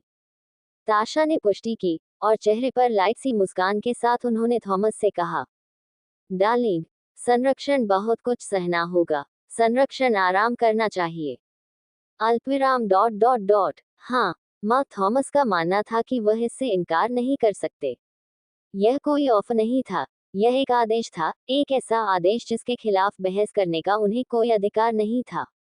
वह जानती है कि अगर वह अपनी माँ की बात नहीं मानती तो उसका क्या हश्र होगा।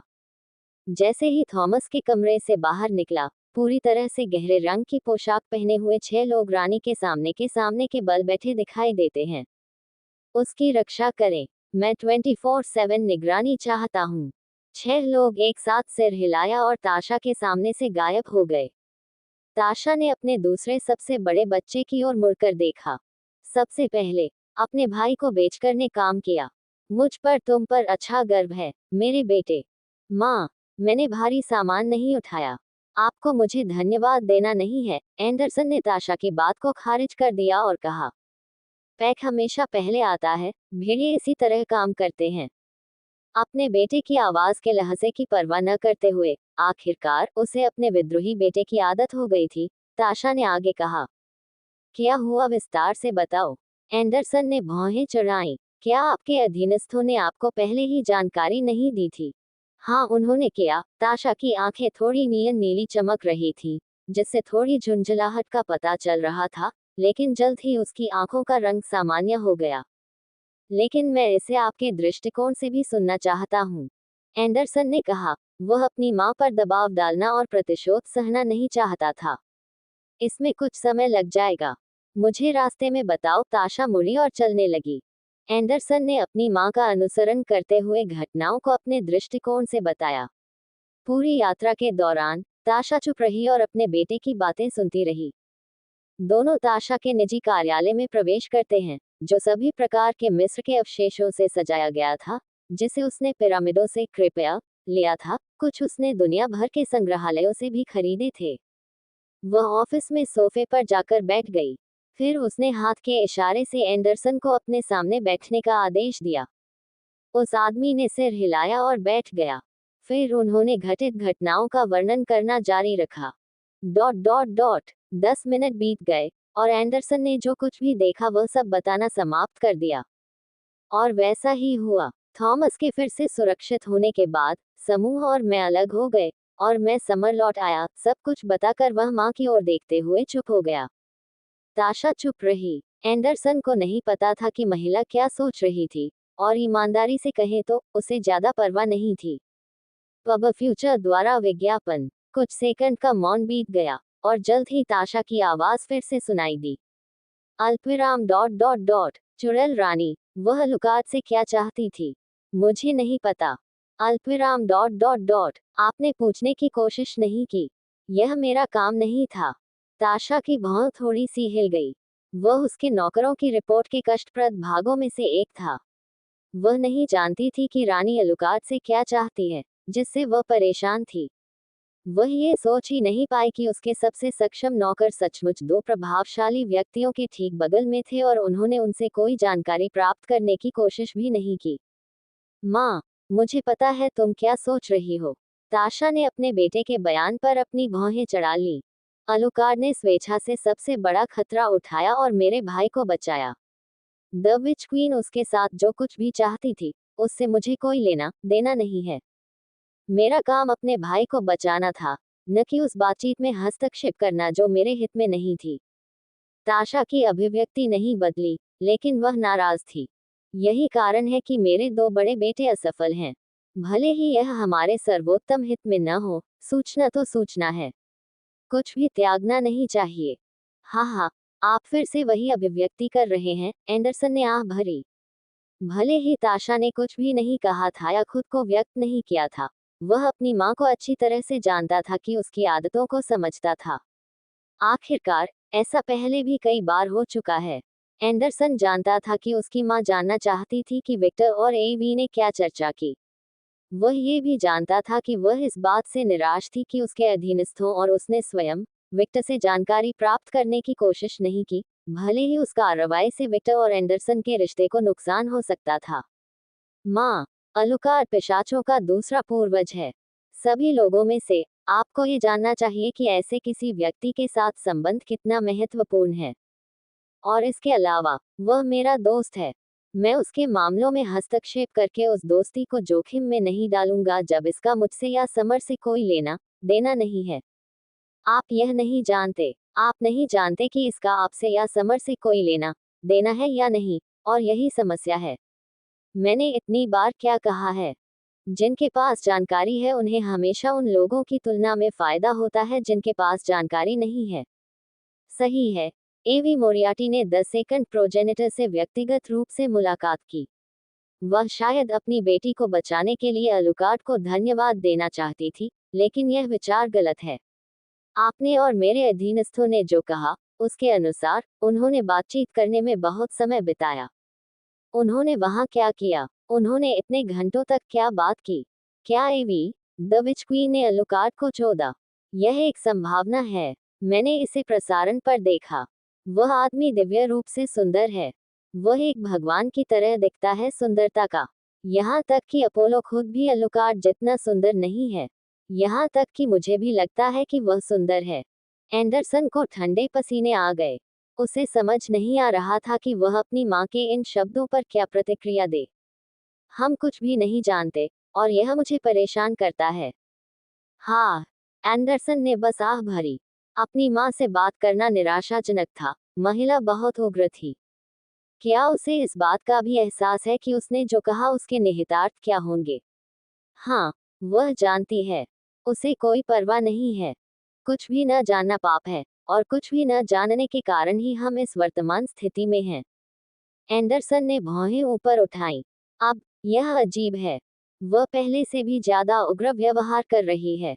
भले ही वह समर की डार्कनेस है, लेकिन महिला अभी भी एक रानी है। अधिकांश समय, वह काफी समझदार होती है। जैसे ही उन्होंने इस पर विचार किया, एंडरसन को समस्या का एहसास हुआ। अगर ये थॉमस के अपहरण से पहले होता, तो वह मेरे दृष्टिकोण को स्वीकार कर लेती। लेकिन इसके बजाय, ऐसा लगता है कि राक्षसों के आक्रमण ने उसके गौरव को बहुत प्रभावित किया है। नहीं, उसे घमंड की परवाह नहीं है, केवल परिणाम की। यानी, कुछ भयानक हुआ है, और वह असंतुलित है। माँ, क्या हुआ? एंडरसन ने गंभीर भाव से पूछा। आप अजीब व्यवहार कर रहे हैं। मेरे पिता कहाँ हैं? अब मैं इसके बारे में सोचता हूँ। रॉयल गार्ड कहाँ हैं? ताशा अपने दूसरे बेटे को बहुत देर तक देखती रही जब तक कि उसने एक लंबी आह नहीं छोड़ दी। यह एंडरसन की तुलना में बहुत अलग आह थी और वह काफी थकी हुई लग रही थी। एंडरसन और भी अधिक चिंतित रहने लगे। उसने कभी अपनी माँ को इस तरह नहीं देखा था। हमारा अभिभावक बीमार है। अल्पविराम डॉट डॉट डॉट। ये राक्षसों के आक्रमण के कुछ दिनों बाद हुआ। फेनरा बीमार पड़ गए। हमने इस पर ध्यान दिया क्योंकि हम उनके आशीर्वाद के माध्यम से उनसे जुड़े हुए हैं। हालांकि बीमारी ने पहले उन्हें इतना प्रभावित नहीं किया था, लेकिन अब वह गंभीर रूप से कमजोर हो गए हैं, और उनकी ताकत दिन पर दिन कमजोर होती जा रही है। यही कारण है कि मैंने न तो समर को छोड़ा और न ही वोल्क को। सभी रॉयल गार्ड हमारे गार्जियन की सुरक्षा के लिए तैयार हैं। मेरे और वोल्क के अलावा किसी को भी उसके पास जाने की अनुमति नहीं है। रुको, बीमार होने से आपका क्या मतलब है? वह बहुत हकलाया, उसके चेहरे पर भ्रम साफ झलक रहा था। वह सर्वनाश का एक जानवर है, तुम्हें पता है। वह बीमार नहीं हो सकता। मैं जानता हूँ, मैंने सोचा भी नहीं था कि यह संभव है, लेकिन ऐसा हो रहा है। ये हकीकत है। फेनरा बीमार है और कोई नहीं जानता कि इस बीमारी का कारण क्या है। यहाँ तक कि हमारे डॉक्टर भी कुछ पता नहीं लगा पा रहे हैं। ताशा पूरी तरह गंभीर थी, संदेह की कोई गुंजाइश नहीं थी। समर के पास अलौकिक दुनिया में उपलब्ध सर्वोत्तम डॉक्टरों में से एक था। अन्य जातियों के विपरीत, वेयरवुल्व्स, जब वे पैदा होते हैं, एक मानव बच्चे के समान शरीर के साथ पैदा होते हैं। इसलिए अगर उन्हें चोट लगी तो उन्हें ठीक होने में समय लगेगा। कोई भी टक्कर चोट का कारण बन सकती है, और इस स्थिति ने उन्हें बेहतर दवा विकसित करने के लिए प्रेरित किया। यह उल्लेख करने की आवश्यकता नहीं है कि सभी भेड़िए जो पहले से ही अपनी शक्ति जागृत कर चुके थे उनमें इतना उच्च उपचार कारक विकसित नहीं होगा, इसलिए वेयरवुल्व्स के शरीर की देखभाल के लिए एक डॉक्टर की आवश्यकता थी। और वेयरवुल्व्स के राजा के समर्थन के लिए धन्यवाद, जो प्राणी डॉक्टर बनना चाहते थे, उनके सभी खर्च राजा द्वारा स्वयं भुगतान किए जाएंगे। इस स्थान पर डॉक्टर एक मूल्यवान पेशा था। वेयरवुल्व्स मूल रूप से एक योद्धा समाज थे, और लड़ने के लिए आपको किसी ऐसे व्यक्ति की आवश्यकता थी जो बाद में आपको ठीक करने में सक्षम हो। एंडरसन ने जोर से निगल लिया और अपनी माँ की बात मान ली। फेनरा, एक जानवर जो संपूर्ण पैथियन को नष्ट करने और दुनिया के अंत का कारण बनने में सक्षम था, बीमार था। ये थी स्थिति की हकीकत। पब फ्यूचर द्वारा विज्ञापन, कॉमा डॉट डॉट डॉट, क्या आपके पास संदिग्ध है? निश्चित रूप से राक्षस। जब उसने राक्षस शब्द कहा तो उसने तिरस्कार पूर्वक थूक दिया। ऐसा लग रहा था जैसे उसने कोई सड़ी हुई चीज खा ली हो। सब कुछ बहुत सुविधाजनक है। उन कमीनों के आक्रमण के बाद हमारा अभिभावक बीमार पड़ जाता है। उन पर संदेह न होना बहुत बड़ा संयोग है। कॉमा डॉट डॉट डॉट, अन्य संभावित संदिग्ध। ताशा ने अपने बेटे की ओर अपनी आंखें सिकोड़ ली। कॉमा डॉट डॉट डॉट, मुझे इस तरह मत देखो, माँ। आपने हमेशा कहा था कि स्पष्ट के बारे में मत सोचो और हमेशा नीचे देखने की कोशिश करो। मैं अब बस यही कर रहा हूँ। एक गद्दार, ताशा बुदबुदाया। यह एक संभावना है। जब राक्षसों ने आक्रमण किया था तब मैं यही था, और मैंने किसी भी राक्षस को फेनरा के कक्ष की ओर आते हुए महसूस या देखा नहीं था, और भले ही कोई राक्षस उस स्थान पर गया हो, वह बस अपनी मृत्यु की ओर जा रहा होगा, पूरी तरह से निगल लिए जाने के लिए। फेनरा यूं ही सर्वनाश का जानवर नहीं है। सही, अर्थात कोई ऐसा व्यक्ति जिस पर फेनरा ने भरोसा किया था या जो लंबे समय से उसके साथ था। जैसा कि मैंने कहा, यह एक संभावना है। दूसरी ओर, ये भी संभावना है कि वह अपनी मर्जी से बीमार हो गया हो। आखिरकार, फेनरा के जीव विज्ञान के बारे में बहुत कुछ है जिसे हम नहीं समझते हैं। फेनरा एक अनोखा प्राणी था। वह एक भेड़िया, एक डायरवुल्फ जैसा दिखता है, लेकिन वह उससे कहीं अधिक था। वह एक जानवर के रूप में भगवान थे और उनके अस्तित्व में ही अंत की अवधारणा थी। ताशा ने अपने बेटे की बात से सहमति में सिर हिलाया। उसने इसके बारे में थोड़ा सोचना बंद कर दिया और अपने बेटे की ओर देखा, इस बार स्पष्ट दिमाग से, और अब जाकर उसे कुछ एहसास हुआ। तुम बड़े हो गए हो, मेरे बेटे। उसने एक माँ जैसी मुस्कान बिखेरी जिससे एंडरसन आश्चर्यचकित रह गया। जब आपकी पत्नी होती है तो ऐसा ही होता है, एंडरसन ने कंधे उचकाए।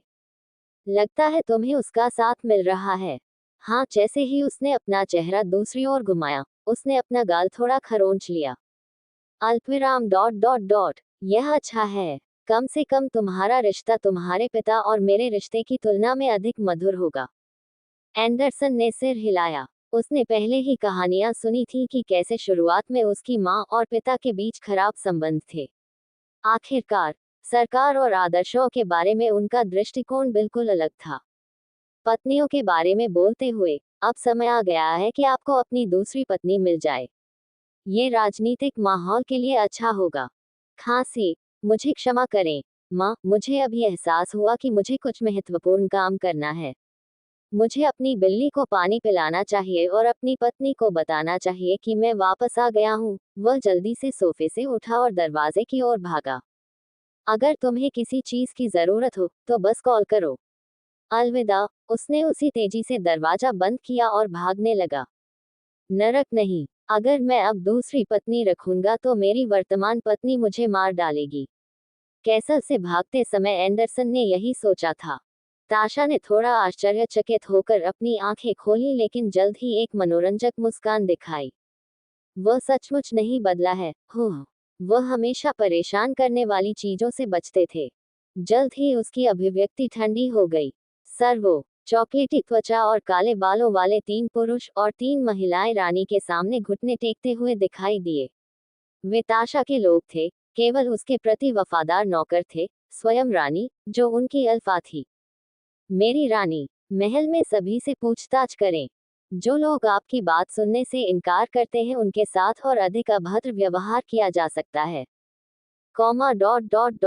क्या प्रथम राजकुमार इस क्रम में शामिल है? वृद्ध दिखने वाले व्यक्ति ने ध्यानपूर्वक और तत्स्थता से पूछा। मौन टूटने तक कुछ सेकंड का मौन छा गया। हाँ, पहले राजकुमार भी शामिल हैं। हालांकि दूसरे राजकुमार और तीसरे को भी शामिल किया गया है। वे असफल हैं। भले ही हाल की घटनाओं के कारण वह अपनी सर्वश्रेष्ठ भावनाओं में नहीं थी, लेकिन पुरानी आदतें कभी भी नष्ट नहीं हुई थी। वह अपने बेटे से पूछताछ कर कुछ झूठ भी जानने की कोशिश कर रही थी। और जैसी की कंपनी थी, उसने कुछ नहीं देखा। ठीक है, एंडरसन को कभी भी अपनी भावनाओं को छुपाने में अच्छा नहीं लगता था। वह हमेशा बहुत ईमानदार थे। हालांकि वह बड़ी हो गई थी और वयस्क हो गई थी और उसने अपनी भावनाओं को छिपाना सीख लिया था, लेकिन उसने अपनी माँ को कभी नहीं दिखाया। वह आदमी हमेशा अपनी माँ के प्रति ईमानदार था। हाँ मेरी रानी, सबसे बड़ी बात की, और जल्द ही 6 लोग ऑफिस से गायब हो गए।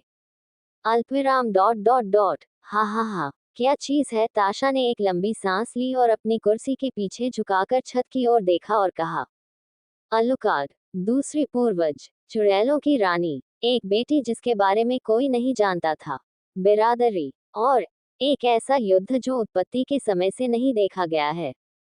फास्ट फास्ट से फास्ट, वेस्ट और कंट्रोल से बाहर जा रही हैं। अपनी इनलाइन बंद कर लें।